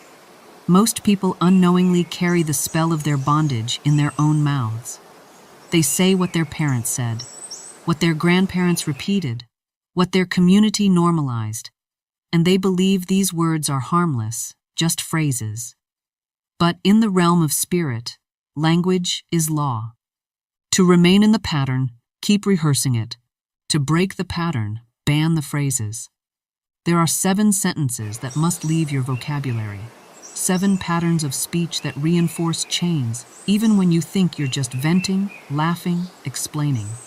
These are not just sentences. They are agreements, contracts of the soul, often inherited, often unquestioned. But today, we cancel the contract. Here they are, one by one. That's just how I am. This is the language of resignation. It shuts the door on transformation. When you say this, you declare that change is not available to you, but you are made of divine plasticity. You are moldable by truth. It runs in the family. This phrase is an inheritance of despair.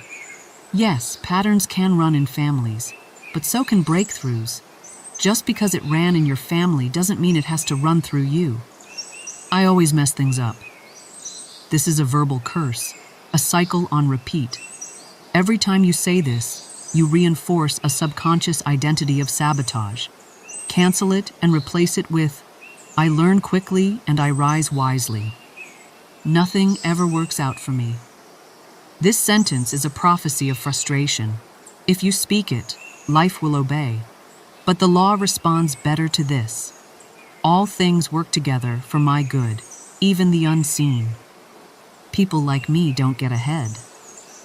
This is ancestral programming dressed in defeat. Instead, speak. I was born for favor, not for delay. I don't deserve more. This is the voice of unworthiness. It must be interrupted with, I was made in the image of unlimited supply. It's too late for me. This is the final trap. Time is not your enemy. Time is your servant. Cancel it with, divine timing is on my side. Each time one of these phrases tries to rise in your mind or slip from your mouth, you must answer it immediately. Speak this aloud as your sword. I refuse to repeat their rhythm. Say it when the old pattern taps you on the shoulder, when a family member speaks the old story, when your body reacts in fear, when your tongue tries to default to the script of survival. Declare, I refuse to repeat their rhythm. I write a new one. I speak a new one. I walk a new one. The forbidden phrases are no longer welcome in your house, not in your prayers, not in your casual speech. You are not cursed. You are chosen. And your words are the proof. If you wish to end a cycle, you must replace it with an identity. The old patterns didn't just operate through behavior. They operated through identity distortion. You weren't just taught how to live small. You were taught to believe you were small. You weren't just told money was hard to earn. You were formed in the image of limitation. You weren't simply warned about betrayal or poverty or ambition. You were soaked in spoken prophecy until your very bones repeated what your ancestors feared. But that voice is not your voice. That identity is not your inheritance. And you are not their echo. Hear me now. You are not their echo. You are not a repetition. You are not a recycled regret. You are not a memorized mistake. You are the divine deviation, the blessed disruption, the spiritual mutation that God slipped into the bloodline like a holy rebellion. You are the child of a new phrase. You are the one who hears, what bound them builds me. Let that line settle deep. Where their fear locked doors, your courage opens them. Where their shame held back blessings, your honesty attracts them. Where their silence made sickness fester, your voice now speaks healing. This is your cycle-free identity, and it must be spoken. Not once, not quietly, not as a mantra, but as a metaphysical decree. Repeat these aloud now. I am not their echo. I am divine deviation. What bound them builds me. I am the interruption they didn't expect, but the blessing they prayed for. I am free by word. I am whole by choice. I am risen by decree. These are not affirmations. These are realignments. Every word you speak breaks one more link in the chain and replaces it with glory. You have permission now, not just to be different, but to declare it. Not just to break free, but to remain free. And your freedom is contagious. Most people do not remain in cycles because they are cursed. They remain because they are comfortable. Familiarity has become their false god. They know how to navigate struggle. They know how to joke about lack. They know how to wear dysfunction like a family heirloom. And the idea of leaving that pattern, even if it is painful, feels like betrayal. Do not underestimate this. There is comfort in the familiar, even when it hurts. The subconscious prefers a known pain to an unknown power. It would rather you sit in predictable lack than step into uncertain abundance. Because to break a cycle is to lose the rhythm of your past, and for many, that rhythm feels like home. But that home was never holy. That rhythm was never righteous. That story was never yours. The second reason people resist the breaking is identity loss. They've built their personality around the pain. Their humor depends on struggle. Their friendships orbit shared trauma. Their self-worth is measured by how well they've survived. not by how boldly they've spoken truth. And so when you step out, when you speak differently, think differently, walk differently, you threaten their mirror. You show them who they could have been. And sometimes that makes them resent your growth. But you must still rise. You are not required to shrink so others feel consistent. You are only required to be truthful in your becoming. And here's the third chain: emotional guilt. That insidious thought that says, if I rise, I'm betraying them. If I make money, I'm dishonoring their frugality. If I rest, I'm lazy compared to how hard they worked. But this guilt is a spiritual illusion. It is emotional manipulation from a pattern, not a person. The truth is, rising in truth does not dishonor your ancestors. It completes their prayers. You are the answer, not the offense. So you must speak what is true. I love them, but I don't live like them. Let that be your spiritual permission slip. Let it be your exhale. Let it be your sword. Because if you don't sever the tie, you'll repeat the timeline. And this I declare with boldness. You were not born to be the echo of dysfunction. You were born to be the voice of transformation. And heaven has already written you free. There was a man who, for years, lived in the shadow of a father's rage. Not always visible, not always loud, but always present. It showed up in the tension behind every compliment. It echoed in the silence after every disappointment. It pulsed in the corners of his mouth every time he tried to bless instead of bruise. The man had never raised a hand, but still he feared becoming what had formed him. Because he knew, the pattern doesn't always repeat in action. Sometimes it repeats in atmosphere. His wife could feel it. His children sensed it.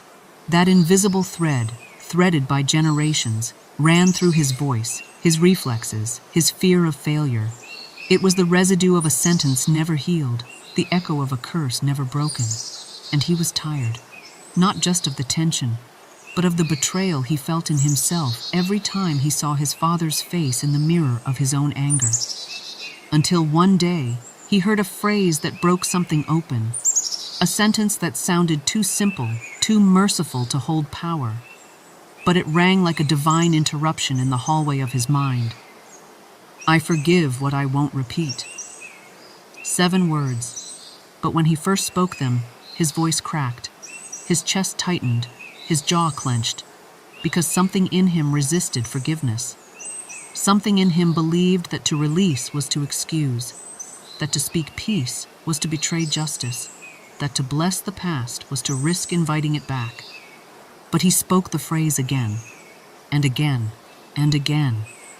For 21 nights straight, he stood in front of his own reflection, sometimes shaking, sometimes sobbing, sometimes numb. But he refused to stop. He turned the phrase into rhythm. He turned the rhythm into ritual, and he turned the ritual into a sword. I forgive what I won't repeat. And on the 22nd morning, he woke up different. He didn't shout when the child spilled the milk. He didn't brace himself when he picked up the phone. He didn't flinch when his own voice echoed back. Because the voice was clean. He was no longer trying to not become his father. He had become himself. The anger didn't pass on. The peace multiplied. The chain broke. Not in theory, but in sound. This is the inheritance of a spoken identity. This is the power of one phrase, spoken long enough to burn a new groove in the soul. And you too can speak like this. There is a reason I anchor everything I teach in the Word. For the words of Christ are not mere moral instruction. They are metaphysical commands, creative decrees that alter substance, identity, and atmosphere. Every phrase he spoke was law in motion, and nowhere is this more evident than in the sentence, "Go and sin no more." Many read this line as a gentle rebuke. Some read it as a behavioral warning. But I tell you now, it is neither soft correction nor psychological encouragement. It is the spoken command that breaks a cycle and installs a new identity in the same breath. This is the Jesus key, and it is the very model we follow to exit patterns of fear, lack, addiction, shame, and poverty. Let us look closely. When Jesus spoke these words, he was not simply offering forgiveness, he was delivering authority. He was not just telling the woman caught in sin that she was clean. He was telling her, I have rewritten your name. I have deleted your file from the archives of judgment. I have interrupted the rhythm of destruction with the breath of heaven, and you now walk under a new law. Go is a release. It is ascending, a holy relocation of identity. It says, you do not stay in the environment that made you sick. You do not replay the scene of your bondage. You move forward because you are forward. No more is the rhythm reset. It is not willpower. It is not behavior modification. It is a spoken break in the pattern. It says, what happened before this sentence is irrelevant, because the sentence is the seed, and from it grows a new cycle. In one breath, Jesus ends the loop and launches the future. This is your model. You do not need to keep revisiting who you were. You do not need to explain to anyone what used to bind you. You do not need to rehearse the drama or wear the shame as proof of humility. You need only speak what Jesus spoke. Go and no more. You say it to the cycle. You say it to the lie. You say it to the trauma. You say it to the mouth that keeps calling you cursed. Go and no more. Every time the old addiction whispers, you say, go and no more. Every time your body feels the echo of past lack, you say, go and no more. Every time a friend tries to invite you back into the personality you've outgrown, you say, go and no more. This is not rejection. It is redirection. It is what happens when a soul, once buried in guilt and fear, stands up under the sound of divine identity. Speak it over yourself, over your bloodline, over your bank account, over your calendar, over your sleep, over your mirror. Because when Jesus speaks, the past must obey. And when you echo his decree, the rhythm resets. Now we move from knowing to doing, from listening to decreeing, from observing the pattern to rewriting it by fire. You are not here to merely understand the law. You are here to enforce it. And I give you now a 7-day challenge that will not only reveal the pattern, but break it through rhythm, ritual, and spoken command. Each day, one action, one decree, one confrontation of the false, one installation of the true. Day 1, name the lie. The lie must lose its power, and for that, it must be named. Today, speak aloud the core phrase that has ruled your finances, your identity, or your worth. Perhaps it is, I never have enough. No one ever stays. I always mess things up. Say it aloud once, then say this. Beloved, you are standing at the edge of an hour that heaven itself has chosen. The air around you hums with unseen preparation. Angels are arranging, doors are unlocking, and divine currents are shifting in your favor. This is not ordinary time. This is the appointed hour of release. For years, you may have spoken the words, I am ready, yet heaven waited for your vibration to match your vision. And now it does. You have spoken long enough from fear.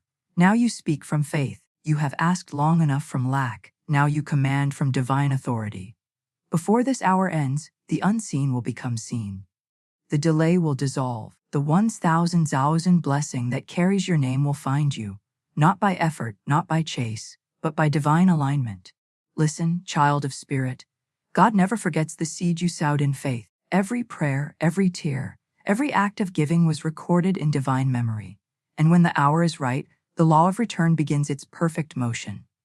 This is that hour. You have entered the vibration where heaven and earth cooperate. The invisible is organizing the visible. The supply you once called impossible is now tracing its way to you through divine channels, through people, ideas, opportunities, and sudden turns that only God could script. It is written, at the appointed time, I the Lord will make it happen. And I declare to you now that appointed time is this hour. You are not waiting for Warzanders Nalos and Zauzan to appear. Thousand Zauznaos is waiting for you to believe. When faith speaks, mountains move. When conviction replaces confusion, the universe bends to obey divine decree. So breathe deeply now. Inhale divine assurance, exhale human doubt. Each breath aligns you with the rhythm of God's timing. You are not late. You are right on schedule. Repeat softly within yourself, before this hour ends, I align with divine supply. Money is not a struggle, it is a servant of divine purpose. 1,000 is not beyond me. It is within my divine inheritance. You are the heir of infinite substance. And the substance of all wealth flows, where it is welcomed with peace. When Florence Scovel Shinn spoke of divine law, she said, "The game of life is a game of boomerangs. Our thoughts, deeds, and words return to us sooner or later with astounding accuracy. And so, the thoughts you hold right now, these sacred thoughts of abundance, are creating your hour of return. You once gave in faith, now you shall receive in fullness. You once believed in hope, now you shall see the manifestation. For divine law never forgets a seed planted in love. Beloved, understand this truth: the law does not rush, but it never fails. It may appear slow to the human eye, but to divine order, everything arrives exactly when it must. The same way dawn breaks not a second too soon nor a heartbeat too late, your $1,000,000 miracle arrives on perfect time. This time, perhaps you once said, "I missed my chance," but Spirit whispers, there are no missed chances in divine order, only redirections toward your right path. And now that path is clear. You are walking into the hour of answered prayer. Close your eyes and see it. See the email you've been waiting for. See the opportunity unfolding effortlessly. See your bank account lighting up with divine increase. See yourself signing, receiving, celebrating. Not someday, not later, now. Because divine law is motion, not delay. Every time you align your feeling with your faith, the motion accelerates. Every time you release doubt and choose declaration, your supply comes closer. You do not chase wealth, because what is yours cannot run from you. You magnetize it through vibration, expectation, and gratitude. And gratitude is the secret key. Say aloud, with the voice of certainty, I give thanks that 100,000 now flows to me through channels known and unknown. I give thanks that before this hour ends, divine supply fulfills itself perfectly. As you speak, the universe records. Every decree is a command to substance. Every affirmation sends divine messengers into motion. Remember, child of spirit, money is not material, it is spiritual substance. It is energy wearing form. It obeys the same laws as faith, as love, as breath. You breathe in assurance, and you breathe out manifestation. Florence said, there is no such thing as lack, only lack of faith. So you release the idea of not enough, and replace it with the knowing, everything I need is already mine in divine substance. In this moment, you are not a beggar, you are a creator. Not a victim, a vessel. Not a seeker, a receiver. The divine hour has begun, and you are standing in the middle of its unfolding. The spirit within you has heard every silent request. The law has already set the stage.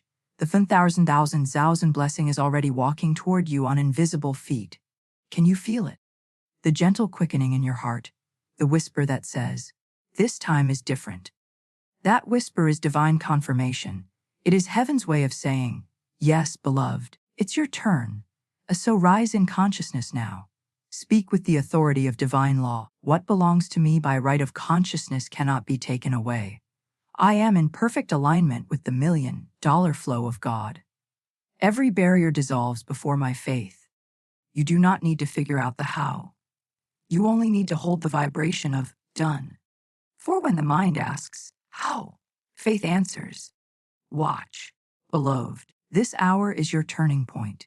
You will look back and say, something shifted in that moment. The atmosphere around you is alive with divine order. The people you need are being guided toward you. The opportunities you've prayed for are adjusting course to meet your energy. All you must do is remain still in faith. Not still in fear, but still in knowing. For stillness is power. When you are still, you are declaring, I trust divine law more than my timeline. And divine law loves to prove itself faithful to the one who waits with praise instead of panic. You are now walking in the field of miracles, where every step glows with expectancy. Your faith is magnetic, your gratitude is electric, your word is creative. Listen, heaven is not debating your worthiness. It is delivering your blessing. The law has no resistance to one who believes. And you believe now, completely, deeply, without fear. So say with me now, I am rich in divine supply. 1,000 is not coming, it is here. Before this hour ends, everything shifts in my favor. I walk in miracles because I walk in faith. And so it is. Now, feel peace settle in. The hour has already begun its work. The angels are not hurrying. Yet they are moving faster than you imagine. Divine timing is not waiting, it is unfolding. When you leave this moment, do not return to worry. Do not reopen doors you've already closed. Simply walk as one who knows. Not hopes, not wishes, but knows that heaven has already moved. Because when the divine hour begins, nothing can stop its completion. The law that governs the stars now governs your supply. The hand that painted the sky now writes your name beside 30,000 in divine order. So breathe once more, smile as one who has already received, and whisper softly, "Thank you, God. It is done. The divine hour has begun. And before this hour ends, your $1 million blessing will find you under grace. In perfect ways, through channels seen and unseen, it is already on its way, and so it is. Beloved, now that you have entered the divine hour, you must learn to speak as one who knows the power of the word. For the spoken word is the bridge between the invisible and the visible. It is not mere sound, it is vibration, and vibration is creation. Every word you utter is a seed, and the soil of the universe does not discriminate. It takes what you say, and it makes it so. Florence Scovel Shinn wrote, "Your word is your wand. It creates the conditions of your life. When you speak with fear, you conjure delay. When you speak with faith, you conjure miracles." The universe listens to tone, to certainty, to vibration, not to grammar or effort. The one who says, "I am rich in divine supply," while feeling it in their bones, sends a command to substance itself. And substance, that spiritual matter from which all money, opportunities, and blessings are born, rushes to obey. So I say to you now, before this hour ends, let your words become your miracle. When you speak, imagine the air around you lighting up with golden energy. Each syllable is a spark, shaping reality as it leaves your lips. Your words are not empty breath. They are divine law in motion. The very sound of your faith is currency in the unseen realm. Say it softly, then stronger. I am now aligned with the wealth of heaven. 1,000 is not beyond me, it is within me. I release every word of lack, and I speak only increase. As you declare, feel your chest expand with light. For the tongue holds the power of life and death, and you, child of spirit, are here to speak life over your finances, your destiny, your divine supply. You may not yet see it, but every time you affirm abundance, invisible messengers move. Your words are the blueprints heaven builds from what you say. When you say, "I can't afford," you build a wall. When you say, "I am divinely provided for," you open a gate. So today, let us tear down every wall built by careless speech. Every time you said, "I'm broke," "I'm struggling," money doesn't come easy. The law took it as truth. But divine law also allows correction. When you repent of your old declarations, not through guilt, but through new words, you rewrite your world. Say aloud now, "Every idle word of lack I ever spoke is now null and void. I replace them with divine decrees of abundance." From this moment forward, my mouth becomes the instrument of miracles. Beloved, this is not superstition. It is spiritual science. Florence taught that words are electromagnetic. They send a signal into the ether, attracting matching experiences. To say, "I am abundant," is not denial of your current reality. It is the declaration of your higher one.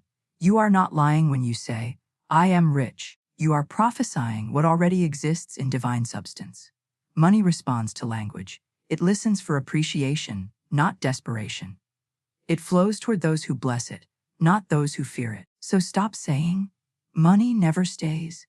Instead decree, "Money loves me and multiplies for me." Every affirmation is a command written on the fabric of divine mind. Every declaration is a law sent forth to organize reality around your belief. Hear the words of Scripture. "Let there be light." That was not a request, it was a decree. God spoke light into existence, and light obeyed. You are made in that same divine image, endowed with the same creative authority. When you speak wealth, the energy of wealth begins to gather around you. When you speak peace, circumstances bend to create it. And so, let your tongue no longer echo fear. Let it thunder with faith. Repeat after me, with reverence and certainty. I speak only what I wish to see. I decree that 1,000,000 now circulates through my life in divine order. Money comes to me quickly, easily, under grace, and in perfect ways. My words are magnetic, my faith is law. A now pause. Feel the stillness after those words, that holy silence. That silence is creation listening. You must learn to hold your peace after a decree, for in that silence, the universe rearranges itself. Do not cancel your command with doubt. Do not rush to fill the quiet with fear. Once spoken, divine law needs no reminder. It only needs your trust. Florence said, man's word is his wand filled with magic and power. Magic here means law in action, faith taking form. You are not waiting for your word to work. Your word begins its work the moment it is spoken. Perhaps in the past, you prayed with hope but spoke with fear. You said, I believe, yet also whispered, what if it doesn't happen? But now, your word is pure. Your decree is unwavering. You are not begging. You are commanding with divine authority, as in hair of infinite substance. Say again slowly and firmly, I am rich in mind, rich in faith, rich in divine supply. Every word I speak multiplies my good. Before this hour ends, my thousand blessing finds me. Feel that power move through your voice. That's divine energy aligning to your tone. Do not underestimate the softness of your voice. Even a whisper, when filled with faith, can move mountains. The power lies not in volume but in vibration. When you speak these words daily, morning and night, you are planting living seeds in the soil of the universe. Some sprout quickly, others take time, but all grow if watered with gratitude. Beloved, words are like spiritual currency. Every time you speak with conviction, you deposit energy into your account of abundance. Every negative word is a withdrawal, every positive word is a deposit. The balance you carry in consciousness determines what manifests in form. So ask yourself, what have I been saying lately? Have I been speaking life or limitation? Blessing or burden? If your words have been filled with worry, now is the time to change your vocabulary. The language of heaven is not fear, it is faith. You must speak as though your miracle has already occurred.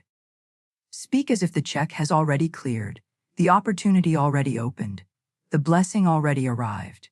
Because in the divine realm, it already has. Affirm now with steady conviction, I give thanks that my words manifest instantly and perfectly.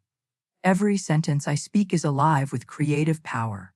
I decree that my voice now commands $1,000 in divine circulation.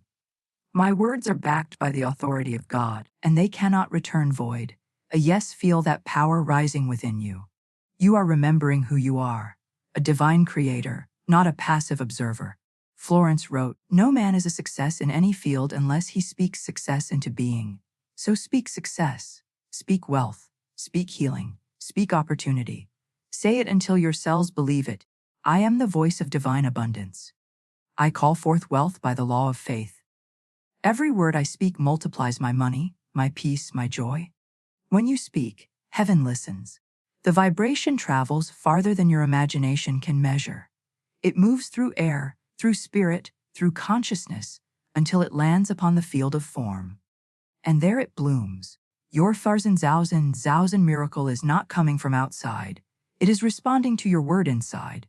Each affirmation you speak is a note in the symphony of your manifestation, and the universe is the orchestra, faithfully playing the tune you conduct.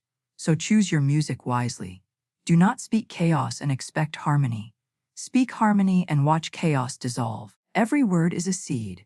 Every seed carries a harvest, and your harvest is now. So stand tall in your divine authority and decree this truth once more. I am one with the infinite riches of my subconscious mind. The wealth of God flows through me freely, joyfully, endlessly. Before this hour ends, I receive the manifestation of $1,000. I speak it, I believe it, I live it, and so it is. Breathe, smile as one who has just spoken destiny into being. For in the divine order of things, your decree has already been written. The angels have taken note. The law has begun to move. Your word has gone forth and will not return void. It will prosper in the thing whereunto you sent it. And before this hour ends, you shall see signs, subtle or grand, that your spoken word has activated divine law. Watch for it. Expect it. Give thanks for it. You have learned the secret Florence knew. That speech is not small. Speech is sacred. Speech is power. Speech is creation. And when you use it with faith, heaven cannot help but respond. So speak, beloved, speak wealth, and wealth will rise to meet you. Speak peace, and peace will fill your days. Speak miracles, and miracles will walk through your door. Because you are not waiting for magic. You are the magic, clothed in sound, crowned with spirit, chosen to call forth divine supply into visible form. Before this hour ends, the law of your spoken word will fulfill itself. The 100,000 blessing is already echoing your decree. You spoke it. You sealed it. And now, it must appear, and so it is. Beloved, every miracle that reaches you first passes through a gate called preparation. Faith calls, readiness receives. Divine supply can never arrive where there is no space to dwell. And so heaven whispers, make room for what you've asked for. You have spoken the word, and your decree has gone forth. The angels have heard. The law has obeyed. But now the question is, can you hold what you've summoned? Can your heart, your habits, and your home contain the vibration of $1 million blessing? Preparation is not striving, it is surrender. It is the gentle rearranging of your inner world until it becomes a match for what you desire. Before the harvest appears in the field, the soil must be tilled. The farmer doesn't pray for rain with hard, closed earth. He loosens it, he clears it, he makes it receptive. So must you loosen the soil of your consciousness. Every fear, every doubt, every belief that whispers, I'm not ready, must be released. For divine law never withholds. It only waits for readiness. Readiness is not measured by worthiness but by openness. God never asks, do you deserve? He asks, are you available? Thus say softly within, I am available for abundance. I am prepared for prosperity. I have cleared the space for 100,000 to flow easily to me. Look around your life. What do you keep that declares lack? Old bills displayed like trophies of struggle, clutter that speaks of fear, conversations soaked in worry. These are altars to limitation. Clear them lovingly, not in shame but in faith. As you release, you declare, I trust divine supply to refill this space with better. Florence wrote, clean the windows of your mind, and the sun will stream in. Preparation is that cleaning. It is dusting away the memories of failure, washing off the fingerprints of fear. For spirit cannot dwell in confusion, it rests in clarity. So prepare your environment as if the miracle were already here. Set your table for prosperity. Organize your finances as though 100,000 were already flowing through your accounts. Give every dollar you currently have the respect of abundance. Bless it when you spend it. Fold it neatly. Track it joyfully. When you treat the little with honor, the law multiplies it into the great. Preparation is a language that heaven understands. When you act as if, you signal belief. When you tidy your world, the universe says, they expect me. Imagine a guest of honor arriving to a house half ready, beds unmade, lights off, no space prepared. Would the guest feel welcomed? So it is with divine supply. It knocks where faith has left the door open. And how do you prepare spiritually? By forgiving. Forgiveness is spiritual housekeeping. Every grudge is clutter in the chamber where miracles wish to rest. When you release resentment, you sweep the soul clean. You cannot hold $1 million blessings in a heart heavy with bitterness. So let it go. Not because they deserve it, but because you deserve peace. Say gently, I forgive and free all. I am forgiven and free. Nothing and no one stands between me and my divine inheritance. I release the past and make room for my $1 million future. Preparation also means expectation in motion. Expectation is invisible furniture. You set it up before the blessing arrives. Begin to imagine what it feels like to live already provided for. Walk through your home as one whose needs are met, whose cup overflows, whose every step is ordered by abundance. Perhaps you used to say, when I have money, I will give. Reverse it, because I give, I always have money. Small acts of generosity polish the mirror of faith. You are training the universe to trust you with more. And as you give with joy. Not as loss, but as circulation. Florence said, giving opens the way for receiving. Each dollar released with gratitude circles back multiplied. The river that refuses to flow becomes a swamp, so too the soul that hoards. Therefore, prepare by circulating what you have: time, love, talent, gratitude. Circulation is not subtraction, it is multiplication through motion. Now, prepare your words as well. Do they harmonize with your desire, or do they cancel it? Speak only what aligns with wealth consciousness. Replace "I'm trying" with "I am doing." Replace "someday" with "no." The universe responds to clarity, not confusion. When you rise each morning, greet the day like a house awaiting divine guests. Say, "Good morning, abundance. I've been expecting you." And when you lie down at night, rest as one whose deliveries are already on the way. Faith sleeps peacefully. Doubt tosses and turns. Preparation also happens in the imagination. See yourself signing papers, holding checks, blessing others. The subconscious mind believes whatever picture it is given repeatedly. Paint your walls with faith. In every vision, include gratitude. It is the color that makes the picture come alive. Say aloud, "I imagine wealth because imagination is the workshop of miracles. Every image I hold manifests under grace and in perfect ways." Now, beloved, remember, preparation is not performance. You are not earning the miracle, you are aligning with it. Divine law does not require strain, it requires structure. The ocean does not need to chase its waves, it only shapes the shore to receive them. So too, shape the shores of your consciousness. Let peace be your container, gratitude your anchor, and faith your foundation. For when the $1 million tide arrives, it will rise to the level of your readiness. Ask yourself, if $1,000 arrived in my account this hour, would I know how to receive it without fear? Would I bless it or doubt it? Would I expand or contract? Your honest answer reveals the next layer of preparation. If fear arises, speak gently to it. "I am safe with abundance." If guilt whispers, remind it, money is the servant of good, not the master of greed. The divine plan never gives you what will harm you, it gives what you can handle with grace. As you prepare, your capacity expands. Florence said, "No man can receive more than he is prepared to receive." Therefore, preparation is prosperity in training. Every time you organize, forgive, bless, imagine, you are stretching the vessel. Let your mind dwell on this affirmation until it becomes your atmosphere. I am perfectly prepared for my $1 million blessing. Every cell of my being is open to receive. I handle wealth with wisdom, generosity, and grace. And notice how peace settles when you say it. That peace is evidence of alignment. Worry is resistance. Peace is permission. Do not confuse waiting with wasting. Waiting in faith is active preparation.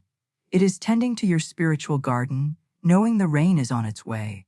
The farmer who sows does not dig up the seed each day to check progress. He trusts the process. So must you. The divine law does not delay, it sequences, it arranges, it aligns. You are being positioned now for effortless reception. People, places, and pathways are adjusting for your arrival. The supply is not far, it is forming. Prepare also your speech toward others. Speak abundance into their lives too.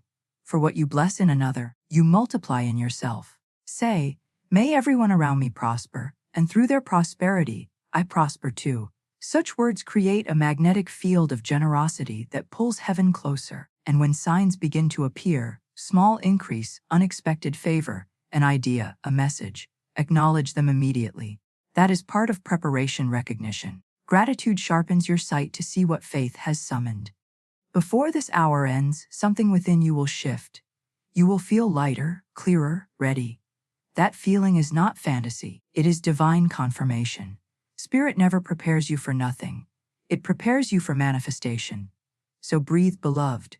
You have cleared the clutter, forgiven the past, aligned your words, opened your heart. The door is now unlocked. You are no longer waiting outside your miracle. You are standing inside its atmosphere. Repeat softly, "I am ready now. My preparation is complete. Before this hour ends, divine law fulfills itself in my favor. Feel those words settle into stillness. That stillness is your readiness made visible. The law of preparation is complete when peace replaces pressure. When you no longer ask, when? Because your heart already knows, now. And at now the universe moves. The hour advances, the blessing approaches. For the vessel is ready, the table is set. The soul is open. Before this hour ends, your $1,000,000 blessing will not search for you. It will find you. Because preparation has made you magnetic, because faith has made you worthy, because divine order has declared, it is time. And so it is. Beloved, now that you have prepared your vessel, it is time to understand the movement of divine supply. For money, like air, was never meant to be trapped. It must circulate, to breathe, to move, to bless, to return. When you understand the law of circulation, you understand the heartbeat of the universe itself. Florence Scovel Shinn said, "Giving opens the way for receiving. For what you give, you receive." This is not moral suggestion, it is cosmic design. Life itself is circulation. The tide that goes out always returns. The heart that beats in rhythm gives and receives every second. The lungs fill and empty, never clinging, never withholding. So it is with divine wealth. Money is not something to chase nor something to fear losing. It is energy in motion. And when you bless its movement, it multiplies. When you cling, it contracts. When you bless, it expands. You are meant to live like a river, not a reservoir. The river flows, and in its flow, it stays alive. The reservoir, stagnant and fearful, gathers debris. The wealthy soul understands this. What I give returns multiplied. Say softly now, I am one with the rhythm of divine circulation. Every dollar that leaves my hand returns to me tenfold, under grace, in perfect ways. Money flows through me, not away from me. The moment you release something in faith, whether a gift, a tithe, an act of service, or even a smile, you trigger a return through the same invisible law. You cannot outgive God. You cannot bless without being blessed. Every generous thought sends a current of prosperity around the world that circles back home. If fear tells you, you must hold tighter, answer gently. I hold in trust, not in tension. For divine supply cannot rest in a clenched fist. Beloved, money is spiritual. It is not coins or paper. It is concentrated life energy, a symbol of flow. When you spend it, do not mourn, bless it. Speak to it as Florence taught, go forth and bless. Return multiplied and fulfilled. Every purchase becomes a prayer when spoken with gratitude. When you pay a bill, say, I give thanks that this bill is paid in divine order and that money returns multiplied.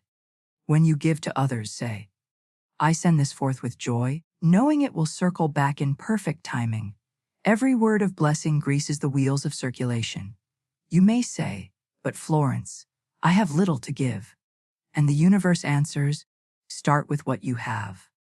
For divine law does not measure the size of your gift, it measures the spirit in which it is given.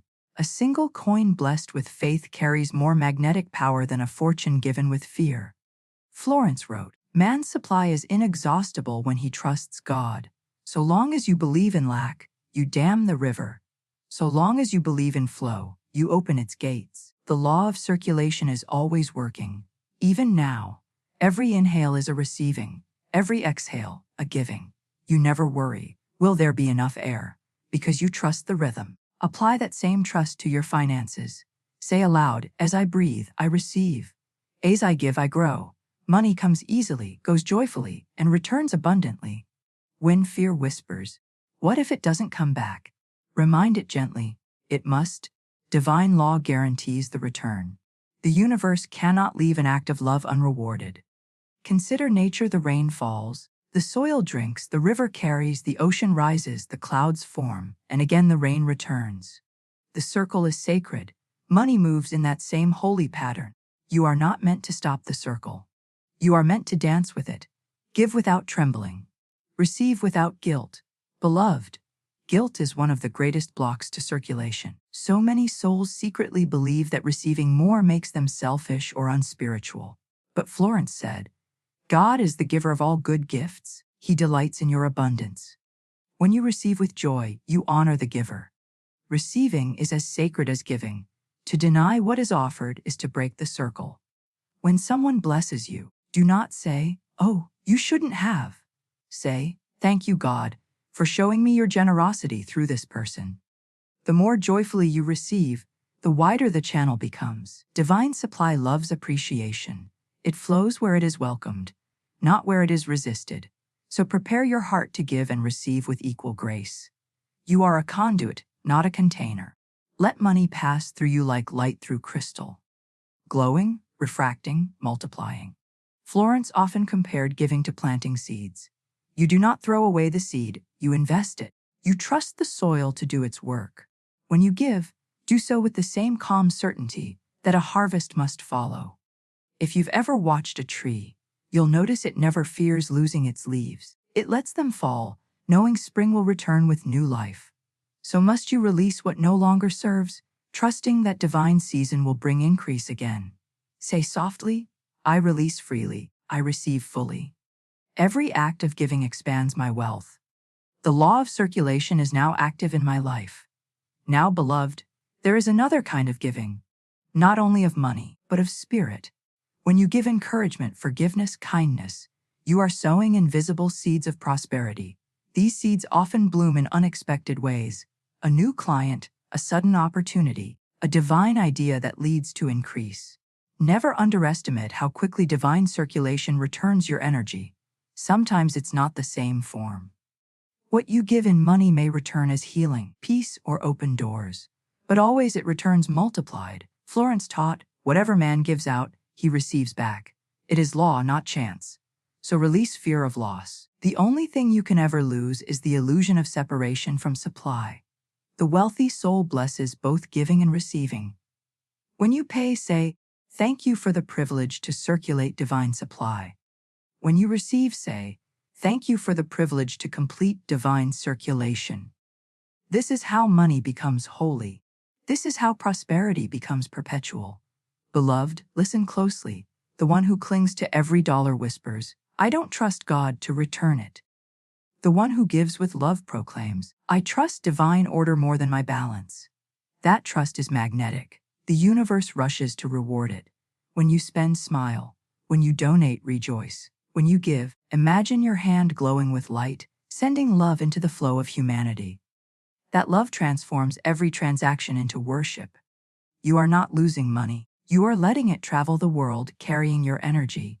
And that energy always returns home bearing gifts. Say aloud, "Money blessed is money multiplied." Every dollar I touch becomes a messenger of prosperity. Before this hour ends, divine circulation will return to me 1,000-fold. You are now entering effortless flow. The tide of divine abundance is moving through you, clearing fear, restoring faith. If ever you feel constricted, remember to breathe. The breath itself is a teacher. It reminds you that holding forever is death, but releasing is life. So too with wealth, let it breathe through you. Let it sing through giving. Let it whisper through gratitude. You may be surprised at how quickly this law responds. A forgotten debt repaid, a new opportunity offered, a gift appearing seemingly out of nowhere. Yet nothing is coincidence, all is circulation. When the flow increases, resist the urge to tighten. Praise instead. Praise keeps the current open. Gratitude is the oxygen of abundance. Say quietly, "I bless every outgoing cent and every incoming stream. The universe is my supply, and circulation is its song. I live in the rhythm of give and receive, and I am never without." Now, beloved, imagine yourself standing beside a great ocean, the ocean of divine substance. You scoop a handful of water, you share it, and instantly more fills your palm. You could never empty that ocean. So it is with God's abundance. Do not ask, "When will it end?" Ask, "How can I let it flow through me more beautifully?" For the law of circulation is infinite, and your part in it is joy. You have learned the art of giving, the grace of receiving, and the peace of flow. The dam has broken. The tide has turned. The river of wealth is in motion. Before this hour ends, you will feel its evidence. Perhaps a call, an idea, a shift. A sign that money and miracles are circling back. Bless it when it comes. Bless it when it goes. Keep the current alive through gratitude. And as Florence said, "What man gives out in love, he receives back multiplied in love." So give, receive, circulate. You are the breath of abundance in motion. You are the rhythm of heaven expressed through finance. You are the living proof that divine law never stops. It flows. And in this holy flow, beloved, your $1,000,000 blessing is not delayed. It is circulating toward you now, under grace, in perfect ways, through channels seen and unseen. And so it is, beloved. The final key that unlocks the vault of heaven is gratitude. It is the sacred magnet that draws every answered prayer into your hands. Gratitude is not an emotion, it is a law, an invisible current that pulls your blessings from potential into presence. When you are thankful before seeing, you prove to divine law that you already believe. Florence Scovel Shinn said, "Blessing brings increase. Cursing brings loss." And so, when you bless what you have, you multiply it. When you bless what is on its way, you accelerate it. When you give thanks for thousand before it appears, you set divine law in motion that cannot be reversed. Gratitude is the voice of receiving. It is saying, I have already been chosen. The supply is already mine. It's not waiting for proof, it is the proof. So, beloved, close your eyes now. Feel your heart soften. Imagine that the $1,000,000 blessing you have spoken of, prayed for, prepared for, and circulated has now arrived. Feel the weight of divine abundance in your hands. Feel the warmth of answered prayer glowing in your chest. Let your heart whisper the words the universe longs to hear. Thank you, God. Thank you, infinite supply. Thank you for fulfilling your promise. That thankfulness is not a formality. It is a frequency. The moment you say thank you, the law of manifestation completes its circle. Heaven and earth join hands. Florence wrote, "Man should give thanks continually for having received all good things. Not some things, not occasional things. All good things." Gratitude keeps the current open, ingratitude closes it. Every complaint slows the flow, but every praise multiplies the pace of miracles. So begin to give thanks for every sign of supply. Not only the large, but the small. Thank God for the check in the mail, but also for the idea that leads to increase. Thank God for the opportunity, but also for the delay that protected you from loss. Gratitude turns everything into gold. Say softly, I am thankful for what I have. I am thankful for what is coming. I am thankful that thousand now flows to me under grace, in perfect ways. A gratitude transforms waiting into worship. It transforms fear into faith. It turns ordinary moments into miracles. The law of gratitude is simple. Whatever you thank grows stronger in your life. When you thank peace, peace increases. When you thank money, money multiplies. When you thank love, love expands. Beloved, the secret is to thank God not for what you see, but for what you know. You may not yet hold the $1,000,000 in your physical hand, but in divine substance, it is already complete. Gratitude simply calls it forth from the invisible into the visible. Florence said, "The invisible forces are working for the man who acts as though he already had what he asked for." So act grateful now. Speak as if it is already yours. Smile as if heaven has already delivered. Because it has. Every time you say, thank you, the unseen angels record it as completion. They mark your prayer as fulfilled. Gratitude is your spiritual signature. It signs the delivery slip of your miracle. When you wake in the morning, begin with thanksgiving. Thank you, God, that my life overflows with divine supply. Thank you that I am chosen, guided, and favored. Thank you that today, money finds me through channels known and unknown. When you lie down at night, end with gratitude. Thank you for every blessing seen and unseen. Thank you that before this day closed, divine law worked in my favor. Thank you that thousand in blessings is now circulating toward me. A gratitude turns time into manifestation. It collapses the distance between desire and fulfillment. For when you thank God in advance, you declare the manifestation complete. The law can do nothing but obey. Beloved, perhaps you wonder, how can I be thankful when I'm still waiting? The answer is simple. Because gratitude is not reaction, it is creation. You are not thanking for what happened, you are thanking for what is happening beyond sight. Faith does not need proof, it is the proof. Remember the story of Jesus before he multiplied the loaves. He didn't beg heaven to feed the people. He simply gave thanks. He lifted the few pieces he had and said, "Ah, Father, I thank thee." And as he gave thanks, it multiplied. Gratitude was the miracle. So take what you have, however small, and lift it in praise. Say, "Thank you, God, that this is multiplied. Thank you that divine supply knows no limit." Watch as the same spiritual law that multiplied bread multiplies your finances. Florence often said, "The game of life is played with a perfect knowledge of the law of supply." Gratitude is the move that always wins. It is the master key that unlocks all doors. Doors of opportunity, doors of favor, doors of provision, all swing open when approached with thanksgiving. There is no resistance in gratitude. There is only flow. You cannot be anxious and grateful in the same breath. One cancels the other. Gratitude dissolves worry because it affirms trust. And the universe rushes to confirm what you affirm. Say aloud now, "I am grateful for my divine inheritance. I am grateful for the 1000 already manifest in my life. I am grateful for divine timing, divine people, divine paths. I am grateful because it is already done." The energy of gratitude is magnetic. When you walk in thankfulness, people feel it. Doors open easily. Opportunities recognize you. You become a living invitation for miracles. Gratitude makes you glow with divine favor. It also keeps you humble, not small, but surrendered. Gratitude says, "This is not my doing, this is divine grace flowing through me." It aligns you with humility, and humility keeps the flow pure. Florence warned that pride blocks miracles. Pride says, "I did this." Gratitude says, "God did this through me."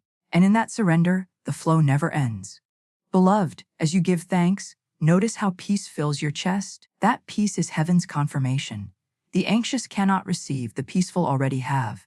You have now moved beyond asking. You have entered receiving. Receiving is quiet, calm, assured. It does not reach, it rests. It knows that the package is already on its way. Imagine standing at your mailbox knowing a check has been sent. You do not panic or pace. You simply expect it. That is gratitude in action, confident rest in divine promise. Florence said, "Man should not ask if it is God's will for him to have prosperity. It is God's will that he be free from lack." Gratitude is your way of agreeing with that will. So, beloved, thank God for choosing you to demonstrate divine abundance. Thank Him for trusting you to steward wealth for good. Thank Him for the wisdom that comes with prosperity. For gratitude does not end when you receive, it grows stronger. When the 1000 appears, and it will, remember to continue the circle. Give thanks before you spend, before you share, before you plan. Let every action be an offering of gratitude. For what you thank, you sustain. What you ignore, you dissolve. Say softly, as though sealing your future with divine light, "I am forever thankful. My gratitude opens doors that effort never could. I receive all good things with joy, and I release all fear with peace." Before this hour ends, gratitude completes the miracle in my favor. The law is exact, beloved. Gratitude finishes what faith begins. It is the final signature on the decree you've already spoken. Once gratitude is spoken, the universe must deliver. Now rest in it, smile. Feel the vibration of thanks humming through your body. This is divine alignment. Your soul agreeing with heaven's supply. You have prepared, you have spoken, you have circulated, and now you have given thanks. The cycle of manifestation is complete. The law of supply has no more delay. The doors are open. The channels are clear. The blessing is moving. And before this hour ends, beloved, the 1000 you have believed for, prepared for, spoken for, and thanked for will appear in form, under grace, in perfect timing, in miraculous ways. Hold this truth. It is not coming, it is arriving. It is not waiting, it is unfolding. It is not uncertain, it is inevitable. Because gratitude has spoken the final word, and the universe has heard. So it is, so it always has been, so it shall ever be.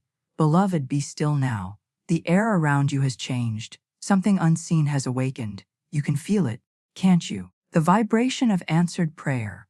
The hum of divine fulfillment. The gentle movement of spiritual substance rearranging itself to bring you what you have called forth. This is the hour you were promised. The manifestation moment. For everything you have spoken, every word you have believed, every act of faith you have prepared for, all of it converges now. Heaven has aligned itself with your decree. Divine law has found its path. The $1,000,000 blessing is no longer on its way. It is here, forming itself into the visible world. Before this hour ends, you will know that it was never a question of if, but when.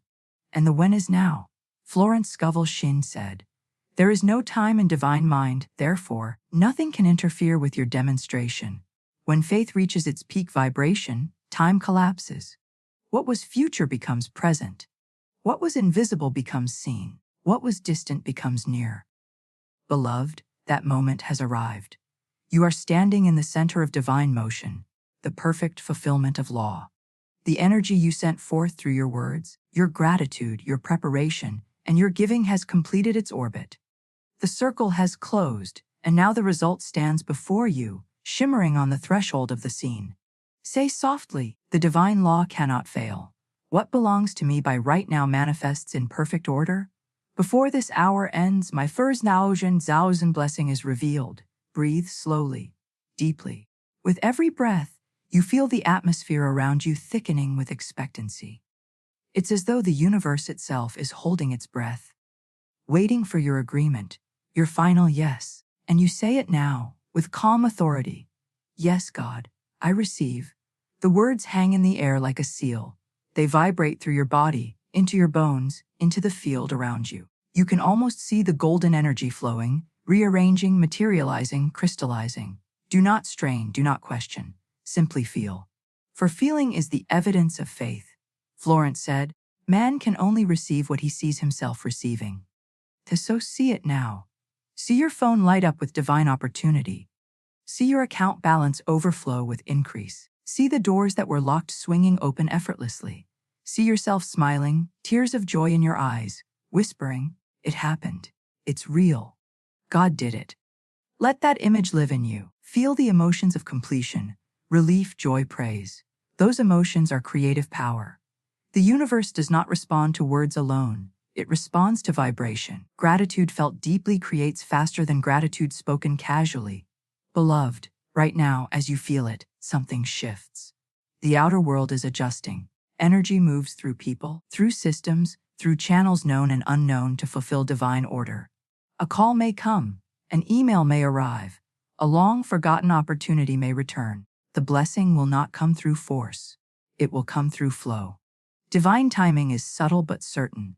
Florence said, "Nothing stands between man and his highest ideals but doubt and fear, so release both now. You no longer need them. You are safe in abundance. You are held in divine supply." Say aloud with holy boldness, "Fear has no power over me. Doubt dissolves before my faith. I am aligned with divine certainty, and divine certainty manifests as far as in thousand in my hands." You have become the channel. You are not waiting for the miracle. You are the miracle in motion. You have become one with the vibration of wealth, one with the law of supply, one with the very rhythm of creation. Can you feel the peace? That peace is not the absence of movement. It is the sound of manifestation completed. It is the stillness that comes when the prayer has become reality. Florence wrote, "Faith knows it has already received and acts accordingly." And so, beloved, act accordingly now. Walk as though you have it. Speak as though you have it. Think as though you have it. Because you do. Repeat after me, slowly, reverently. It is done. It is finished. It is fulfilled. These are not just words, they are spiritual contracts. The moment you speak them, the law seals your demonstration. See yourself now holding that first $1,000. Maybe it's a transfer, maybe it's an opportunity, maybe it's a stream of blessings from multiple directions. The form does not matter. The essence does. And the essence is abundance, flowing, multiplying, blessing everyone it touches. Whisper with awe, "Thank you, God, for trusting me with this miracle. I am a wise and joyful steward of divine wealth. I use this blessing for good, and good multiplies through me." In this moment, divine law activates generosity. The one who receives with gratitude also becomes a vessel to give. That is the eternal rhythm. Manifestation never ends with you, it flows through you. As you visualize your $1,000,000 blessing, see yourself blessing others. Family, community, strangers' dreams. See yourself funding peace, healing, purpose. This image strengthens your vibration because divine supply always multiplies through purpose. Florence said, "A gift to the Lord is multiplied in miraculous ways." When you use your wealth for good, you keep the energy pure. You keep the door open for more. Now, beloved, place your hand over your heart and declare, "I am ready. I am worthy. I am chosen. My word has become flesh. My miracle has arrived." Let silence follow. In that silence, the divine energy locks into place. Every molecule of your being now vibrates in alignment with prosperity. Every cell radiates abundance. You are not hoping. You are knowing.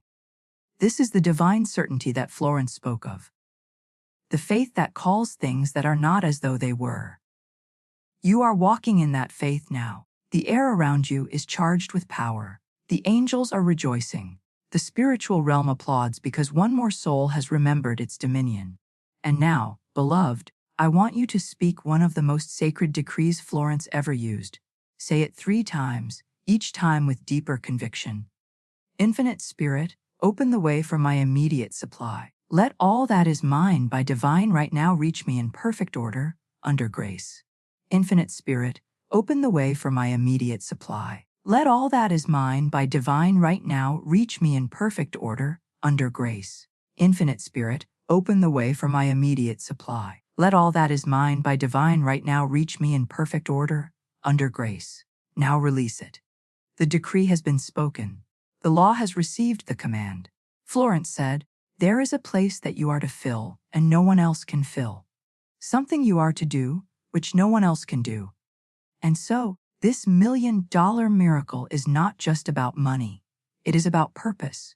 It comes to you because only you can channel it in the way heaven intends. You are the vessel, the expression, the answer to someone else's prayer. That is why divine law has chosen you. Take one more breath. In through faith, out through gratitude. You are complete. Now listen in the quiet. You may sense something, a warmth, a tingling, a certainty that wasn't there before. That is the shift. That is the moment your inner world and outer world touch. The seed of your decree has sprouted. The manifestation moment is never loud. It is subtle, serene, sovereign. It happens quietly but changes everything. So from this moment forward, walk not in waiting, but in witnessing. Watch how quickly the pieces align. The call, the opportunity, the divine surprise. They will appear naturally, as though they were always scheduled for today. For indeed they were. The hour has ended, and the law has fulfilled itself. You are no longer asking for $1 million blessing. You are living inside it. It breathes with you, speaks through you, blesses through you. You have become the embodiment of divine prosperity. You have proven that faith, gratitude, and divine law never fail. Say one final affirmation, with reverence and joy. I am one with the infinite supply of God. The $1 million miracle is complete.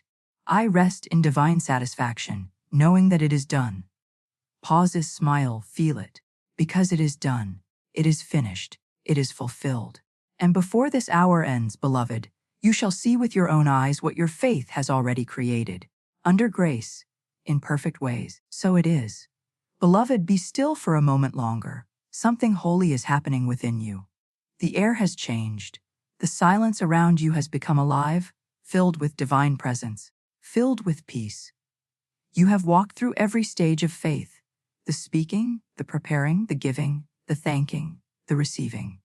And now you stand in the sacred stillness of completion. This is the final seal. Florence Scovel Shinn said, "No man can fail if he does not give up, for victory is born in persistence." But your persistence has turned to peace. You are no longer pushing the law, you are flowing with it. The work is done. The decree is sealed. In this holy silence, the universe has already answered. The law has already fulfilled itself. The $1 million blessing is not pending. It is proceeding. And now you rest in divine satisfaction, knowing it can no longer be withheld. Take a deep breath, beloved. Let peace wash over you. You are safe. You are supplied. You are sustained. Every cell of your being hums with divine energy. You are the embodiment of wealth, health, and grace. The spirit within you has proven its faithfulness. You are no longer the one who asks. You are the one who knows. Whisper softly, "It is done. It is finished. It is fulfilled." You may not yet see the full form of your miracle, but the law does not lie. The unseen has already taken shape. The divine order is unfolding in ways beyond human reasoning. What you call coincidence is coordination. What you call chance is choreography. Your name has been written beside divine supply, and heaven does not erase. The hand of God has moved on your behalf, and no force on earth can undo it. Before this hour ends, beloved, something will shift, within or without, as proof that the divine promise has landed. It may come as peace. It may come as a message. It may come as a door opening you didn't even know existed. Whatever form it takes, recognize it. Bless it. Rejoice in it. You have not begged the universe, you have aligned with it. You have not chased money, you have magnetized it. You have not demanded proof, you have become it. Florence said, "When man can wish without worrying, every desire will be instantly fulfilled." That is who you are now, a soul that wishes without worry, a being that trusts divine timing more than human effort. Say aloud now, with reverence and finality, "I am one with the law of good. I am eternally supplied. I give thanks that my $1,000,000 blessing is now visible. I rest in divine peace, knowing that my word has been fulfilled." And so you leave this sacred hour not as a seeker, but as a manifester. Not as one who waits, but as one who walks in proof. For the divine law cannot fail. It never has, it never will. From this moment forward, every step you take, every thought you think, every word you speak will echo this truth: I am rich in divine supply. The tide of heaven now flows permanently through your life, through your mind, through your home, through your finances, through your destiny. You are blessed beyond measure. You are guided beyond reason. You are chosen beyond doubt. The law of abundance is now sealed upon you, irrevocably, eternally, perfectly.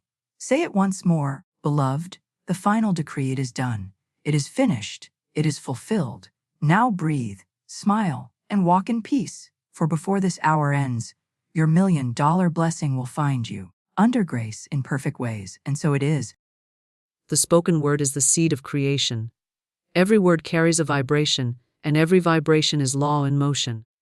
When one declares the word of God with faith, the invisible substance of the universe takes form and shape. The Bible is not only a holy record, it is a treasury of living decrees, waiting for the soul bold enough to speak them aloud and see them manifested. When you speak a verse of power concerning abundance, you call forth divine supply from the unseen. Your finances are not bound by human limitation, for God's storehouse knows no lack. To the outer eye, your purse may seem small, your accounts may seem modest, but the invisible realm is overflowing with riches untold. The moment you align your speech with truth, you become a magnet to the millions that already exist in spirit. Death and life are in the power of the tongue. This is not a mere saying. It is an eternal law. If you speak want, you multiply want. If you speak debt, you multiply debt. But if you speak prosperity, grounded in Scripture, you multiply prosperity until it overflows. Words of faith are like keys that unlock vaults of gold. They fling open the gates to fortune. The soul must learn to speak as if already possessing. Say, "I am supplied," and the supply hastens its appearance. Say, "My cup runneth over," and the overflow begins. Millionaire consciousness is not first a bank account, but a spiritual awareness that the infinite is already yours. To confess poverty is to plant weeds. To confess plenty is to plant a harvest of multiplied millions. The Bible verse, when spoken with unwavering belief, becomes a decree. Angels of supply rush to fulfill it. Circumstances bend to obey it. People and opportunities appear by divine appointment. The law of increase is set in motion, and what was once invisible begins to take tangible form. One must watch the lips, for the tongue is the rudder steering the ship of destiny. The careless word can sink it, the faithful word can sail it into harbors of wealth. The world may tell you to labor endlessly, to strive and sweat for every coin. Yet the word of God tells another story. The blessing of the Lord, it maketh rich, and he addeth no sorrow with it. Riches that come from the Spirit do not drain the body or break the soul, they flow in ease and joy. To align with this blessing, one must continually speak it, believe it, and guard against contradiction. When you declare scripture over your finances, you are not begging, you are claiming. You are standing on eternal law. You are writing your millionaire destiny with the ink of your own words. The verse becomes flesh, the promise becomes proof, and the invisible supply turns into visible treasure. The power of the spoken word creates financial multiplication, for every utterance carries with it the essence of creation itself. In the unseen realm, words are not idle sounds, they are commands sent forth into the fabric of universal law. Each phrase, each declaration, each whispered affirmation is charged with vibration, and vibration is the invisible substance out of which visible form takes shape. To understand this is to understand why the tongue holds such sway over the conditions of life. Finances, like all other manifestations, are molded by the words that are spoken over them, whether consciously or unconsciously. When one speaks lack, lack appears. When one speaks abundance, abundance is called into form. The spoken word is not bound by time, space, or visible evidence, for it operates in the eternal present, where all supply already exists in full measure. To say, "My finances multiply," is not a fanciful statement. It is a decree spoken into the law of increase. Words are seeds, and like all seeds, they contain within themselves the harvest that will surely come. A farmer does not question whether his planted grain will yield, for he knows the earth responds to the seed by law. So it is with speech. When words of multiplication are planted in faith, the soil of spirit must respond. There is no wavering in divine law. The spoken decree will press itself into substance until the invisible becomes visible. This is why idle talk of debt and poverty is so destructive. It plants weeds into the fertile ground of one's life, and the harvest, when it comes, appears as shortage and struggle. Yet by the same token, when one disciplines the tongue to speak only increase, wealth begins to multiply as surely as crops in season. Every fortune ever built was first built in speech. Long before gold and paper were gathered, long before coins jingled in pockets or figures appeared on ledgers, there were words spoken with conviction. The architect of wealth is the spoken decree.